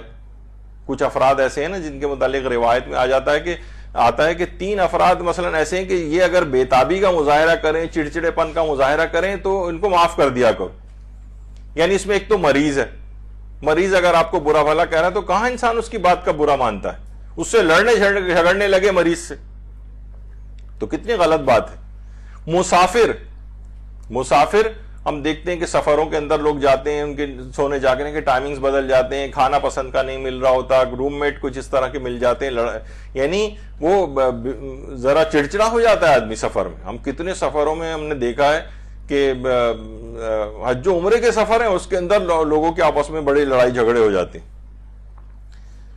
اسی طرح سے روزے دار پورے سال عام طور پر لوگ روزہ وغیرہ نہیں رکھتے ہیں، مستحب روزے بھی رکھنے کا بہت کم اس لحاظ سے رجحان ہوتا ہے، تو ایک دم سے جب رمضان آتا ہے تو معمولات زندگی بہت متاثر ہو جاتے ہیں۔ سگریٹ پینے والے سگریٹ نہیں مل رہی ہے، پان کھانے والے کو پان نہیں مل رہا ہے، چھالیاں کھانے والے کو چھالیاں نہیں مل رہی ہے، اور معمولات زندگی متاثر ہو گئی۔ یہ اگر چڑچڑا ہو رہا ہے اس کو بھی نظر انداز کرو، مریض، مسافر اور روزے دار۔ اسی طریقے سے دیکھیے مرد حضرات ہیں، ان کے متعلق میں نے کہا کہ وہ تھکے ہارے آ رہے ہیں، معاشی پریشانی ہیں، آفس کے معاملات ہیں، کاروباری معاملات ہیں، تھوڑا سا کنسیڈر کریں آپ ان کی اس حالت کو۔ مرد ہیں ان کو خواتین کی حالت کو کنسیڈر کرنا چاہیے۔ بہت سی خواتین تو ورکنگ لیڈی ہوتی ہیں، جناب ملازمت بھی کر رہی ہیں، جابز بھی کر رہی ہیں، گھر والوں کو بھی دیکھ رہی ہیں، شوہر کو بھی دیکھ رہی ہیں، ان لاس کو بھی دیکھ رہی ہیں، ایک اتنا ان کے اوور ورک ان کے اوپر ہو جاتا ہے۔ وہ اگر کسی بےتابی، چڑچڑے پن، بدمزاجی یا جھگڑے کی طرف مائل نظر آ رہی ہیں تو شوہر کو سوچنا چاہیے کہ واقعی یہ بہت اس کے اندر ہے، تو اسٹریس میں ہے، مجھے برداشت کرنا چاہیے اس کی بات کو۔ اس سے پہلے بھی ہم نے ایک دفعہ غصے والے درس میں یہ بات میں نے ذکر کی تھی کہ خواتین ہیں جناب، ماہانہ ایام ہو، اس میں موڈ سوئنگس ان کے ہوتے ہیں۔ پریگننسی ہے مثلا اگر ہو رہی ہے تو اس میں ان کو ایک ڈپریشن سا ہوتا ہے، اور ڈیلیوری کے بعد پوسٹ نیٹل ڈپریشن ہوتا ہے، اس کے اندر اس طرح کی کیفیات میں جاتی ہیں، اور تھکاوٹ ہو رہی ہے، نیند پوری نہیں ہو رہی ہے، بچے کو مثلا لیکٹیشن والا پیریڈ چل رہا ہے، بچے کو دودھ پلانا ہے، ہر 2 گھنٹے بعد دودھ پلانا ہے، اس کی نیند پوری ہے، اب وہ چڑچڑی اور بدمزاج ہو رہی ہے تو اس کی جسمانی حالت کا احساس کر لو، برداشت کرو اس کی بات کو۔ ہمارے ہاں یہی ہوتا ہے کہ دوسرے کی جسمانی اور نفسیاتی کیفیت کا خیال نہیں کر رہے ہوتے، تو پھر وہ گھر والے بھی اس سے ایکسپیکٹیشن رکھیں اور سسرال والے بھی کریں، پھر وہ اگر جاب کرنے والی ہے تو وہاں پہ بھی جائے اور بچوں کو بھی سنبھالے، اس کا اس بات کا خیال نہیں کیا جا رہا ہوتا۔ تو یہ اس کا احساس آپ کریں گے تو آپ بھی جھگڑا نہیں کریں گے، سن لیں گے، بات کو برداشت کر لیں گے اس کی۔ اچھا، پھر ایک اور چیز اس کی وجہ سے لڑائی جھگڑے کو ترک کیا جا سکتا ہے، وہ ہے کہ دوسروں کے کاموں کی تعریف کرنا سیکھیں۔ مثلا ساس جو ہے وہ اپنے بہو کی تعریف کرے، اس کے کاموں کی، بہو ساس کی تعریف کرے، یا مثلا گھر سے یعنی اگر ساس جو ہے وہ بہو کی تعریف کر رہی ہے، بہو ساس کی تعریف کر رہی ہے۔ میں نے ایک دفعہ ایک خاتون جن کی اپنی ساس سے بڑی لڑائی رہتی تھی، میں نے ان کو یہ والی ترکیب بتائی تھی کہ آپ گاہے بگاہے ان کی ساس کی تعریف کیا کریں۔ دیکھیے بہت زبان شیریں تو ملک گیری، یعنی انسان پوری حکومتیں کر سکتا ہے اس طرح سے اگر اپنی میٹھی زبان رکھے، تعریف کرنی شروع کی، یعنی ان کی جو بھی ان کے کچھ تو تعریف کے قابل چیزیں ہوتی ہیں نا انسان، یا منافقانہ ہی صحیح چلیں، آپ لاکھ کہیں کہ بھائی مجھے تو ساس میں اپنی کوئی اچھی بات نظر ہی نہیں آتی، تعریف کیا کروں ان کی، منافقانہ تعریف بھی صحیح آپ کریں، آپ دیکھیں گے کہ آپ کی اس تعریف سے، جھوٹی تعریف ہی کیوں نہ صحیح، اس سے آپ کی ساس کا رویہ آپ سے بہت بہتر ہو جائے گا۔ وہ خاتون کہتی ہیں کہ اس کے بعد تو اتنا ان کا رویہ تبدیل ہوا، انہوں نے ہر بات میں تعریف شروع کر دی کہ آپ نے فلاں دیکھے کتنا اچھا بچوں کتنی آپ نے وہ کیا، ان کو پڑھا لکھا کے یہ کیا، اور مختلف ذرائع طریقوں سے ان کی تعریف کرتی رہی۔ اسی طریقے سے ساس بہو کی تعریف کرے آنے جانے والوں کے سامنے کہ دیکھو یہ ایسے کام کرتی ہے اور فلاں چیز کرتی ہے اور میرا اتنا خیال رکھتی ہے، اور یہ بہو کا جو ہے نا ایک دم سے اس کا رویہ ساس کے لیے تبدیل ہو جائے گا۔ ہمارے یہاں یہ ہوتا ہے کہ مذمتی باتیں بہت زیادہ ہوتی، ہر وقت تنقید، ہر وقت اعتراض، ہر وقت اس کے اندر کیڑے نکالنا، ہر وقت اس کو برا بھلا کہنا، اس سے مسائل جو ہیں وہ بگڑتے چلے جاتے ہیں. تو اس کے کاموں کی تعریف کریں.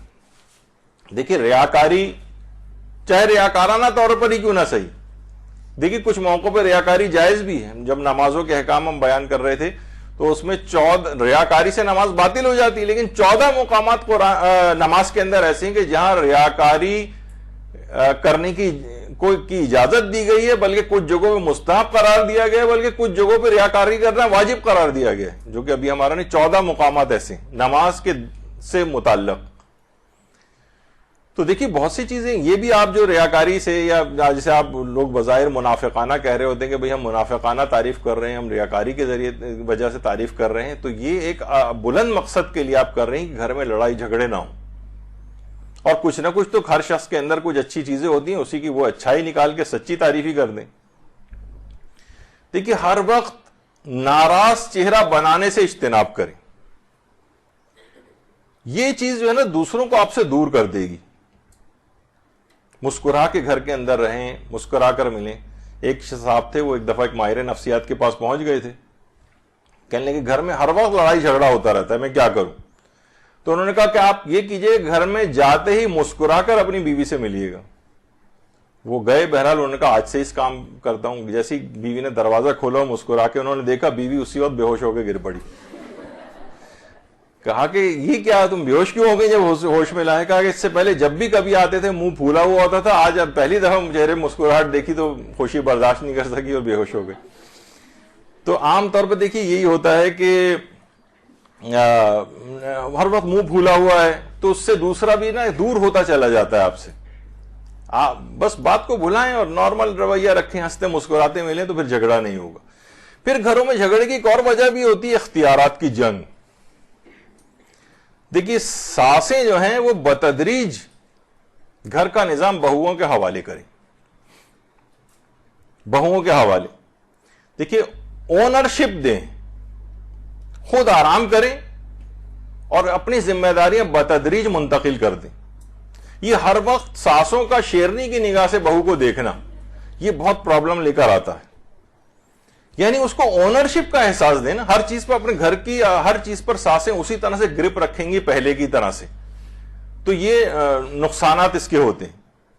دیکھیے ہمارے اسلام آباد کے مشہور عالم دین ہیں، انتہائی متقی پرہیزگار، شیخ محسن علی نجفی، ایک دفعہ یہاں کراچی آئے ہوئے تھے تو ان سے کافی بات چیت ہوئی اور ایک ٹی وی انٹرویو بھی ان کا آیا تھا کہ آپ نے اتنی ساری چیزیں کی ہوئی ہیں، ٹی وی چینل، آدھی چینل بھی جو ہے ٹی وی چینل ان کا چل رہا ہے اور پتہ نہیں کتنے ہزار گھر تعمیر کروا رہے ہیں اور کتنے مدرسے ہیں اور کتنے امدادی کام ہیں اور تفسیر قرآن بھی، اتنے سارے آپ جو اتنے پروجیکٹس آپ نے پھیلائے انہیں کیسے مینیج کرتے ہیں؟ تو کہتے ہیں کہ میں یہ کرتا ہوں کہ اچھی سے تلاش کرنے کے بعد ایک مناسب آدمی اس پروجیکٹ کے لیے تعینات کرتا ہوں، پھر اسے اونرشپ دے دیتا ہوں. اونرشپ سے مراد کہ بس تم اس کے رسپانسبل ہو، تم چلاؤ، یہ تمہارا پروجیکٹ ہے. میں ہر وقت اس کی گردن پہ سوار نہیں رہتا، اس سے وہ اپنے آپ کو ملازم سمجھنے لگتا ہے. ملازم سمجھتے تو ٹھیک ہے، وہ 9 to 5 کام کرے گا، اس کے بعد اس کو پرواہ نہیں ہوتی. اونرشپ یہ ہوتی ہے کہ یہ میرا پروجیکٹ ہے، یہ میرا ادارہ ہے. ہم مدرسے میں ہم نے یہ چیز کر کے دیکھی ہے کہ ایک ایک چیزوں کو لوگوں کے حوالے کر دیے، یہ آپ کا پروجیکٹ ہے، آپ اس کو چلائیں. وہ اونرشپ کے احساس کے ساتھ کرتا ہے. اگر یہ ہو کہ جناب میں امپلائی ہوں، کچھ ہوں، تو ٹھیک ہے، وہ صرف ملازمت کرے گا. بہو بھی ہے، اگر اس کو آپ اونرشپ کا احساس ساسیں نہیں دیں گی تو وہ بھی ٹھیک ہے، گھر میں جو ہو رہا ہے بس میں بھی صرف اپنا مفاد صرف وہ دیکھے گی. یعنی اس کو بتدریج اختیارات کو منتقل کریں، اختیارات کی جنگ گھر سے ختم کریں. دیکھیے یہ بہت چیزیں ایسی ہیں کہ وہی جیسے میں نے کہا کہ تعریفیں کریں اس کی. کوئی چیز پسند نہیں بھی آ رہی ہوتی، مثلا بچہ کوئی چیز بنا کر لاتا ہے، ٹیڑھی میڑھی بھی بناتا ہے، آپ کہتے ہیں ارے کتنی اچھی بنائی تم نے. اب اس وقت آپ کہیں گے نہیں یہ تو بڑی میں نے تو غلط بات کہہ دی، جھوٹ ہو جائے گا اور یہ ریاکاری ہو جائے گی اور یہ ہو جائے گا. تو یہاں کون سی عدالتیں گھر کے اندر لگی ہوئی ہیں جو آپ کی ان تمام چیزوں کو چیک کر رہی ہیں؟ تو یہ والی چیزیں سب گھر سے ختم ہونی چاہیے. پھر ایک اور علماء کہتے ہیں کہ تحکمانہ لہجوں سے اجتناب کریں. جھگڑے کی بہت بڑی وجہ یہ ہوتی، جب میں نے کہہ دیا کہ تم میکے نہیں جاؤ گی مثلا اب یہ کیا تحکمانہ آ گیا. بیویاں کہتی ہیں کہ مثلا بس آپ فلاں سے نہیں ملیں گے, اب یہاں پر تحکمانہ لہجہ آ گیا, بس تمہیں اب گھر میں یہی پکے گا, اب جھگڑا جو اس کے اندر ہوگا. ہمارے ایک دوست ہیں, وہ کہتے ہیں کہ ان کو بہت عرصے تک بھنڈی کھانے سے نفرت رہی. کہہ رہے ہیں بچپن سے ابا جو ہے ڈنڈی لے کے بیٹھتے تھے گھر میں, بھنڈی پکتی اسے نہیں پسند تھی, نہیں کھاتا تھا, وہ مار مار کے بھنڈی کھلاتے تھے. کہتے ہیں مجھے بھنڈی سے نفرت ہو گئی اس کے بعد سے. تو یہ جو تحکمانہ لہجہ آ جاتا ہے نا, اس سے اجتناب کرنا چاہیے انسان کو. یہ جھگڑے کی ایک بہت بڑی سبب اور وجہ بنتی ہے. اس سے دیکھیے ہمیشہ یہ ہوتا ہے کہ اگر آپ تحکمانہ لہجہ اختیار نہیں کریں گے تو بہت آپ فراغت سے رہیں گے, بہت اپنے آپ کو فرینڈلی ایک ماحول گھر کے اندر ہوگا اور جھگڑے نہیں ہوں گے. اور اب ایک اور چیز جو بہت اہم ہے جو میں بیان کرنے جا رہا ہوں, وہ یہ ہے کہ دیکھیے اگر کسی کے مالی حالات اجازت دیں تو اسے جوائنٹ فیملی سسٹم سے, اگر گھروں میں اتنے لڑائی جھگڑے ہو رہے ہیں اور مالی حالات اس کے اجازت دیتے ہیں, تو وہ جوائنٹ فیملی سسٹم سے الگ ہو جائے. کیونکہ دیکھنے میں یہ آیا ہے, اچھا اس میں یہ نہ ہو کہ بیچارے شوہر کا مالی حالات ہی اجازت نہیں دیتے اور آپ کہیں گے نہیں مجھے ہر صورت میں گھر الگ کرنا ہے, اور کرائے کے اوپر چاہے آپ چلے جائیں, وہ کرائے کا برڈن. دیکھیے گھر میں جب انسان جوائنٹ فیملی میں رہتا ہے اس کے اپنے بہت فائدے بھی ہیں, چیزیں ڈسٹریبیوٹ ہو جاتی ہیں, بہت مدد ایک دوسرے سے ہوتی ہے. کہیں آپ جا رہے ہیں, بچوں کو کہیں چھوڑ کے جانا ہے, یہ والی مدد ہو جاتی ہے, ان کے اوپر چھوڑ کے جا سکتے ہیں, اور بہت سارے مالی بھی خرچے بہت کم ہو جاتے ہیں اس میں.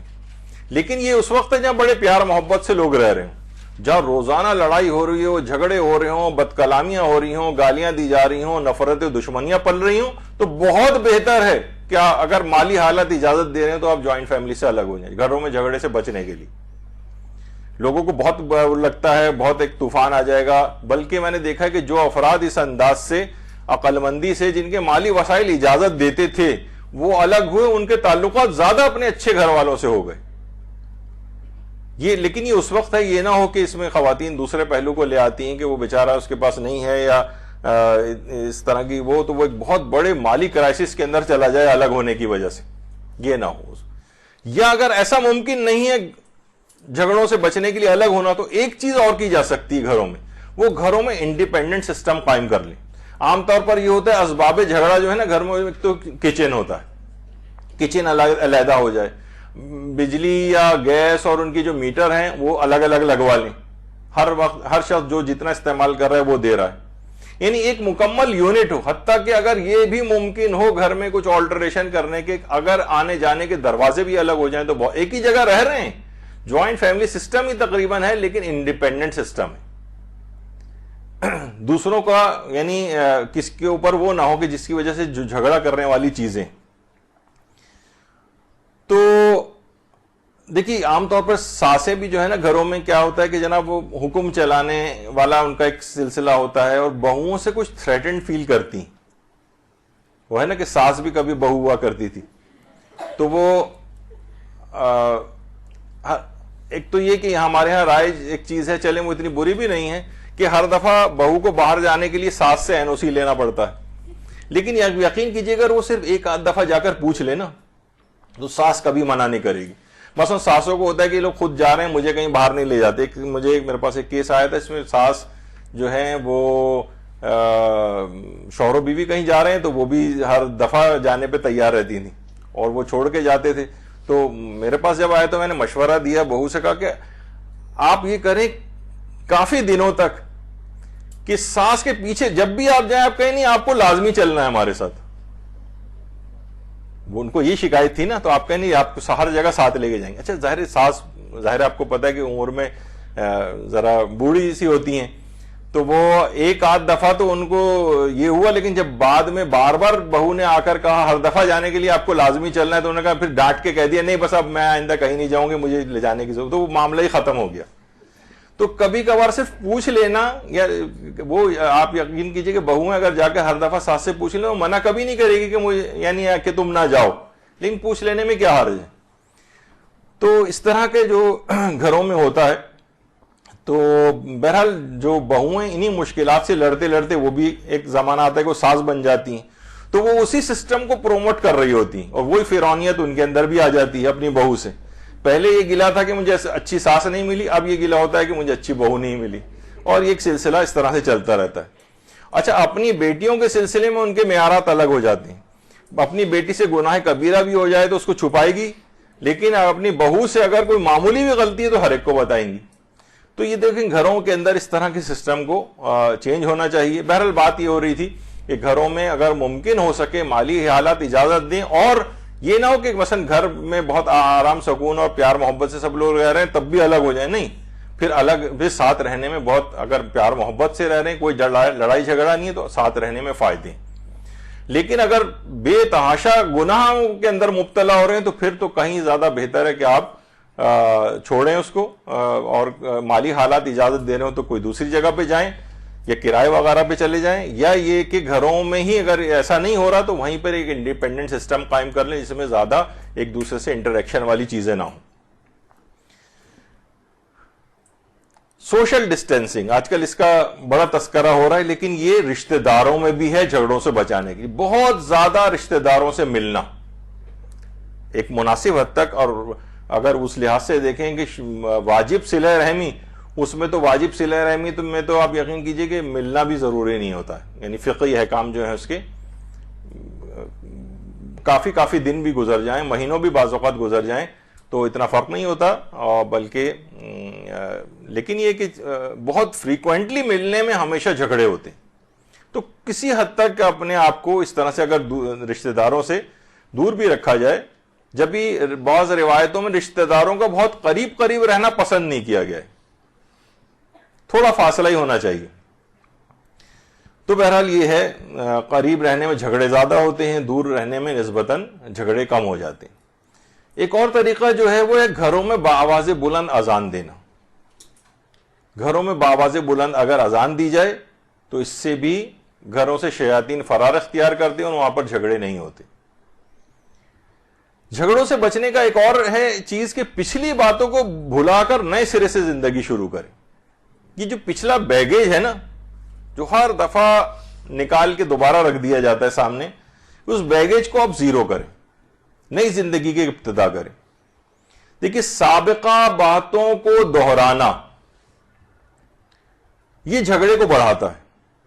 اچھا, صلح صفائی کرنے والا بھی بیچارہ پھنس جاتا ہے. اچھا, ایک چیز اور بھی کہ جو بھی شوہر و بیوی میں صلح و صفائی کے لیے جاتا ہے نا, تو شوہر و بیوی کی صلح صفائی تو تھوڑے دن بعد ہو ہی جاتی ہے. وہ بیچارہ جو گیا ہے, جو ان کے معاملے میں پڑا تھا, یہ ہمیشہ کے لیے بلیک لسٹ ہو جاتا ہے. شوہر و بیوی کے درمیان جو بھی آئے گا, یعنی خود میں اس سلسلے میں ایک اس میں پڑھ چکا ہوں. یعنی میں نے وہ صلح و صفائی کروا دی, اور کچھ عرصے بعد, اچھا جو صلح صفائی کروائی تھی جن صاحب کی, انہوں نے تو مجھ سے بات چیت بھی بند کر دی. ظاہر ہے جب آپ کریں گے تو کچھ اس کو اپنی غلطیوں کا احساس دلائیں گے, تبھی تو کچھ ہوگا نا کہ آپ اپنی چیزوں کو صحیح کریں. مجھ سے بات چیت بند کر دی. کچھ دن بعد میں نے فون کیا تو پتہ چلا وہ تو تیسرے یا چوتھے ہنی مون پر کہیں گئے ہوئے تھے اور مجھ سے بات چیت بند کی ہوئی ہے. یعنی جو ان کی تو آپس میں لازمی صلح ہو ہی جاتی شوہر و بیوی کی. البتہ وہ صاحب جو بیچ میں پڑھ رہے ہوتے ہیں وہ مشکلات کا شکار ہوتے ہیں. سابقہ باتوں کو نہیں دہرانا ہے, کہ جہاں پہ بھی پچھلی باتوں کو آپ دہرائیں گے وہاں سے جھگڑے نکلتے ہیں.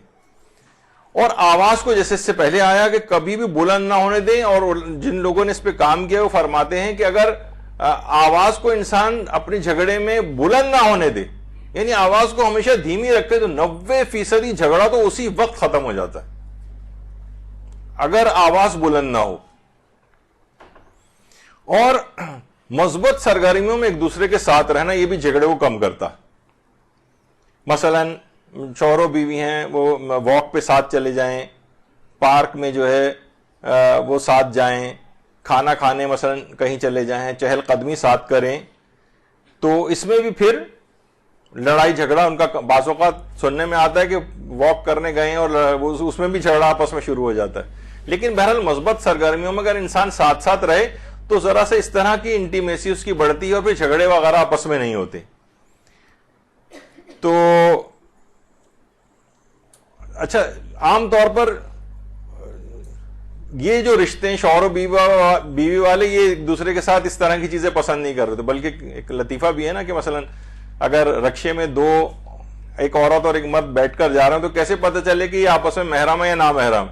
تو اس میں یہ پتہ چلانے کا معیار یہ ہے کہ دونوں ساتھ ساتھ بیٹھے ہوں تو نامحرم ہے، اور اگر کونوں میں بیٹھے ہوں رکشے کے شوہر و بیویاں نامحرم ہیں، محرم ہے ایک دوسرے کے. تو بہرحال یہ عام طور پر دیکھنے میں آتا ہے کہ یہ افراد اس طرح سے یہ واک ساتھ نہیں کرتے، یہ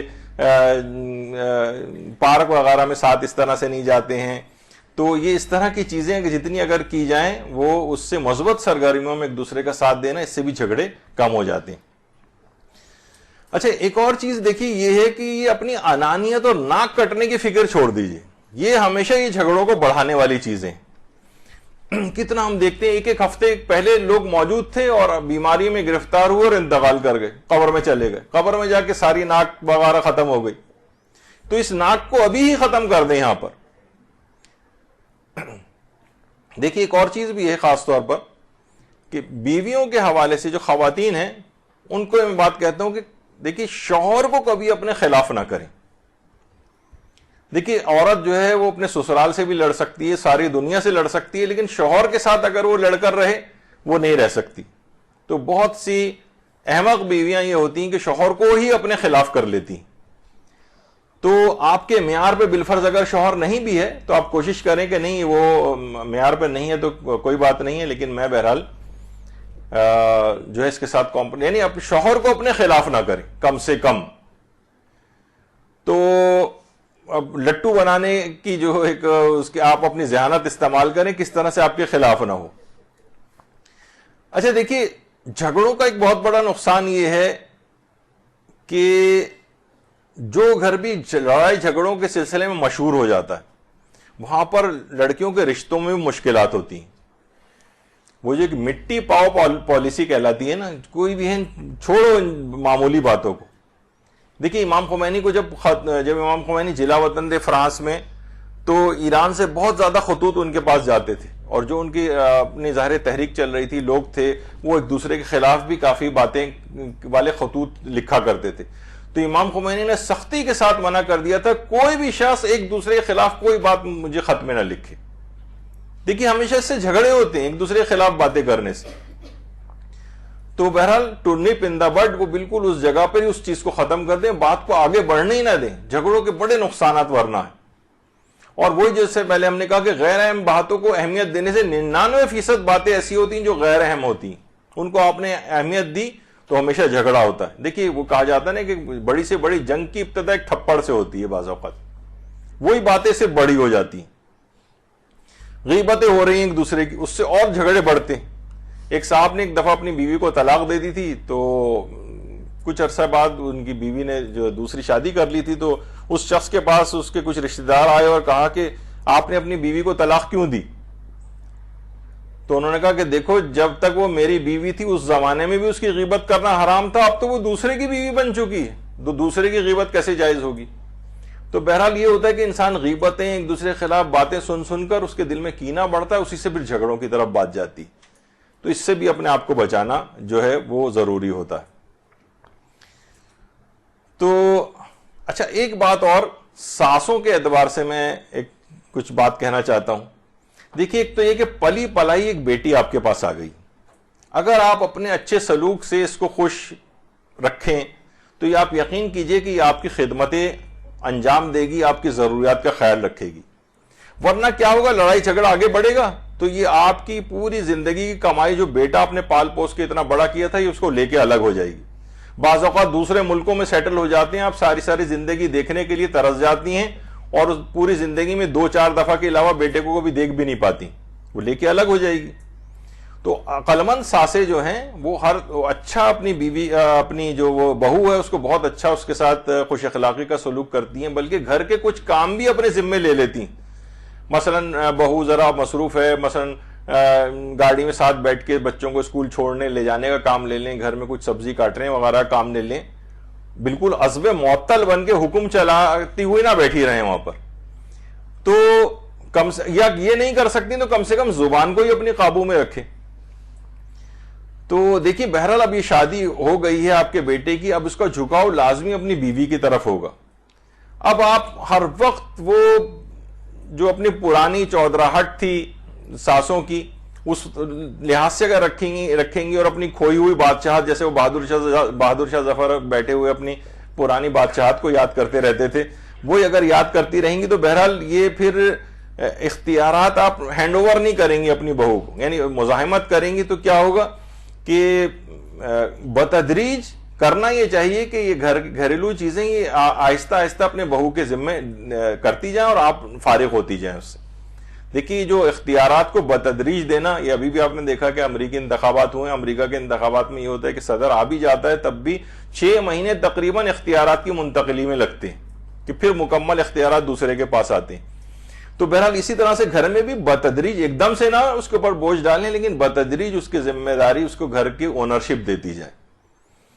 تو یہ جو ہے اب آپ کے پاس یہ اس بہو کا بھی آپ سے مفاد ایک وابستہ ہو جائے گا، وہ بھی آپ کو اپنے ساتھ رکھنا چاہے گی، اس سے بہت ساری ہیلپ آپ دے رہی ہیں، اس کے بچے کو اسکول چھوڑنے لے جا رہی ہیں، آ رہی ہیں، آپ کی بھی ایک آؤٹنگ ہوگی، گھر کے بھی کچھ کاموں میں ہوگا، یعنی گھر کا ایک ماحول بھی اچھا رہے گا اور آپ کی ساری زندگی کمائی بیٹا بھی آپ کے پاس رہے گا، ورنہ وہ چھوڑ کے بھاگ جائے گا آپ کو، آپ کی اس سے جو بھی آپ اس کے بعد حکمت عملی اختیار کرتی. اسی طریقے سے دیکھیے بہوؤں کے لیے بھی ہے کہ اپنے والدین کی بھی تو چڑچڑے پن کو آپ برداشت کرتی تھیں، ان کی بھی باتوں کو برداشت کرتی تھیں. یہاں پر بھی اگر یہ ہو رہا ہے تو عام طور پر ساسیں عموماً یہ ہوتا ہے کہ ہم سسر انتقال کر گئے، اب یہ قابل رحم حالت بھی ہے اس کی.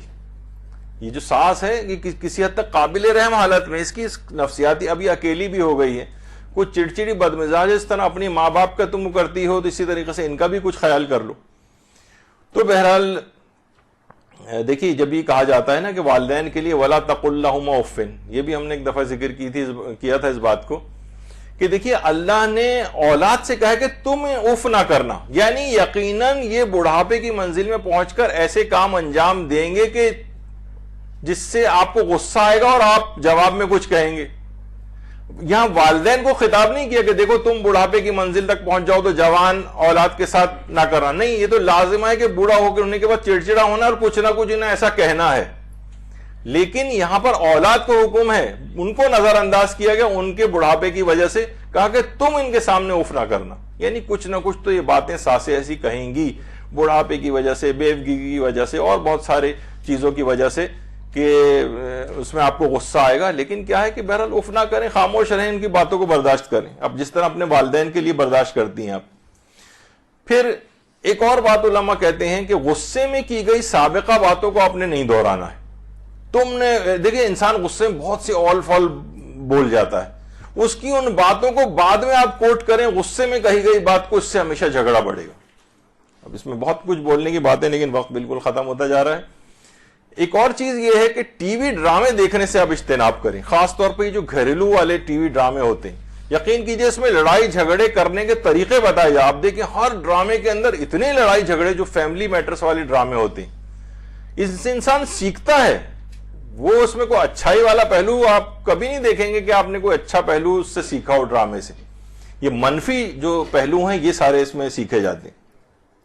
اسی طریقے سے کہا جاتا ہے کہ دیکھیے لڑائی جھگڑے کرنے والا اگر نفسیاتی مریض ہے، بہت سے ایسے نفسیاتی مریض ہیں جو گھروں میں لڑائی جھگڑے کر رہے ہیں، یہ بدمزاج اس لحاظ سے نہیں ہے، نفسیاتی مریض ہیں، ان کے برین میں کیمیکلز آگے پیچھے ہو گئے ہیں، ان کا علاج کروایا جائے باقاعدہ. تو پھر یہ کہا جائے گا کہ ہاں آپ نے اگر کوئی گھر میں اس طرح کا کوئی نفسیاتی مریض ہو گیا ہے تو اس کا علاج کروائیے. طلاق کا نہ سوچیں. دیکھیے اب تو طلاقوں کے بعد مردوں کے پاس بھی آپشنز بہت کم ہو گئے، عورتوں کے پاس تو بالکل ہی آپشن نہیں. میں نے وہی کہا کہ آسمان سے گرا کھجور میں اٹکا ہو جاتا ہے، پہلے سے بدتر شریک حیات ملتا ہے. تو نفسیاتی کوئی ہے تو جس طرح کے گھر میں کسی کو کوئی جسمانی بیماری ہو جاتی ہے تو شوہر اپنی بیوی کا علاج کرواتا ہے، بیوی اپنے شوہر کا علاج کرواتی ہے. تو گھر میں کوئی یہ نفسیاتی مریض ہو گیا تو اس کا علاج کروائیے، اسے پاگل سمجھ کے بدمزاج قرار دے کے طلاقیں نہ دے دیجیے. دیکھیے عورتوں کی بھی تو ہوتی ہے نا بات، مثلا مرد کو اگر فالج ہو جائے تو ہم نے دیکھا ہے عام طور پہ کہ عورتیں طلاق، شوہر کو فالج ہو گیا طلاق لے کے اس نے کہیں اور شادی کری، ایسا کہیں دیکھنے میں نہیں آتا. وہ ساری زندگی ہم نے دیکھا ہے کہ بلکہ اس مفلوج شوہر کے ڈائپرز بدل کے ساری زندگی گزار دیتی ہے وہ، لیکن طلاق کبھی نہیں لیتی. جبکہ ہم دیکھتے ہیں کہ مردوں میں بہرحال یہ ہے کہ عورت اگر ذرا بیمار ہو جائے تو مرد کے دماغ میں فوراً دوسری شادی کا خط سوار ہونے لگتا ہے. تو جس طریقے سے عام بیماریوں کا بھی انسان علاج کرواتا ہے، تو نفسیاتی جو بیماری ہیں ان کا بھی علاج کروانا چاہیے. اس میں ایک دوسرے کو ہیلپ کرنی چاہیے. تو ایک اور چیز خاص طور پہ کہی جاتی ہے کہ سسرالی رشتہ داروں سے بھی اپنے اچھی طرح سے ملنا چاہیے، خواہ بتکلفی صحیح، خواہ کسی بھی طور پر صحیح، کیونکہ بہرحال انسان کا جھکاؤ اسی طرف زیادہ ہوتا ہے. جس طرح کہ اب تو یہ بھی ہو گیا نا کہ کورونا ہمیشہ ددیال والوں سے پھیلتا ہے، ننیال والوں سے نہیں پھیلتا ہے. تو وہ ہر ایک کا بہرحال اپنے اپنے رشتہ داروں کے ساتھ ایک پازیٹیو ایک وہ ہوتا ہے ایک طریقہ کار، تو اس کا بھی دل بڑھ جاتا ہے کہ اگر آپ اس سے ریاکارانہ ہی صحیح اچھے تعلقات اگر رکھیں گے، ان کی آؤ کریں گے، تو ان کے بھی پھر آپس میں لڑائی جھگڑے کم ہوتے ہیں. اچھا، دوسروں کو اپنے مزاج کا پابند بنانے والا جو مسئلہ ہے کہ آپ کو کوئی مزاج پسند نہیں آ رہا، اس وجہ سے لڑائی جھگڑا ہو رہا ہے، تو ہر شخص منفرد ہے، اس کی عادات الگ الگ ہے. تو کوشش یہ کریں کہ مزاج کا پابند کسی کو نہ بنائیں. اس کو کوئی چیز نہیں اچھی لگ رہی ہے اور وہ تو ہمیشہ جھگڑا اس وجہ سے بھی ہوتا ہے کہ آپ اپنے مزاج کے مطابق لوگوں کو ڈھالنا چاہتے ہیں. اس پہ بہت بات ہو سکتی ہے لیکن اتنا ابھی وقت نہیں ہے. تو بہرحال گھروں میں دیکھیے اس طرح سے لڑنا جھگڑنا مرغوں کی طرح سے، اب خود سوچیں ان کو دیکھ کے کس کا اچھا تصور دماغ میں آئے گا. آپ کی ویلیو کم ہو جاتی اس طرح سے لڑنے جھگڑنے سے. بلکہ آیت اللہ سیستانی کا تو ایک فتویٰ ہے کہ مرغوں کو بھی آپس میں اس طرح سے لڑانے کے لیے وہ بھی کہ لہو لہان ہو جائیں، اس کے بعد وہ اس میں پیسہ وغیرہ لگایا جاتا ہے، تو اس میں بھی انہوں نے اس کو ناجائز قرار دیا ہے. تو بہرحال اس طرح کی چیزیں جوا وغیرہ ٹائپ میں بھی آتی ہیں، لیکن یہ مضمون بھی ہے کہ ایک دوسرے کو لڑ کے لہو لہان کرتے ہیں، دوسرے بیٹھے تماشا دیکھ رہے ہیں. جانوروں میں یہ چیز تو انسان دوسروں کو، انسانوں میں یہ بات کیسے برداشت ہوگی. تو اسی طریقے سے دیکھیے یہ ہوتا ہے کہ شوہر و بیوی بھی جو اس طرح سے لڑ جھگڑ رہے ہوتے ہیں تو دوسرے اس سے صرف تماشا دیکھتے ہیں. اور روایات میں یہ بھی بات آئی ہے کہ دیکھیے لڑائی جھگڑا کرنے کے جو نقصانات ہیں، حضرت امام محمد باقر علیہ الصلوۃ والسلام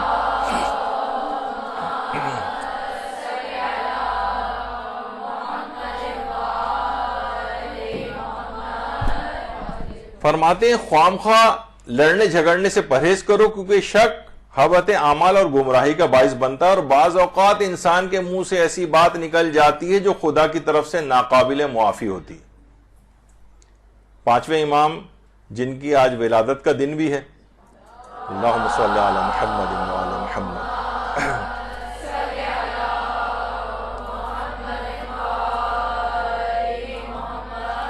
ان کی حدیث پر ہم آج اس گفتگو کا اختتام کر رہے ہیں.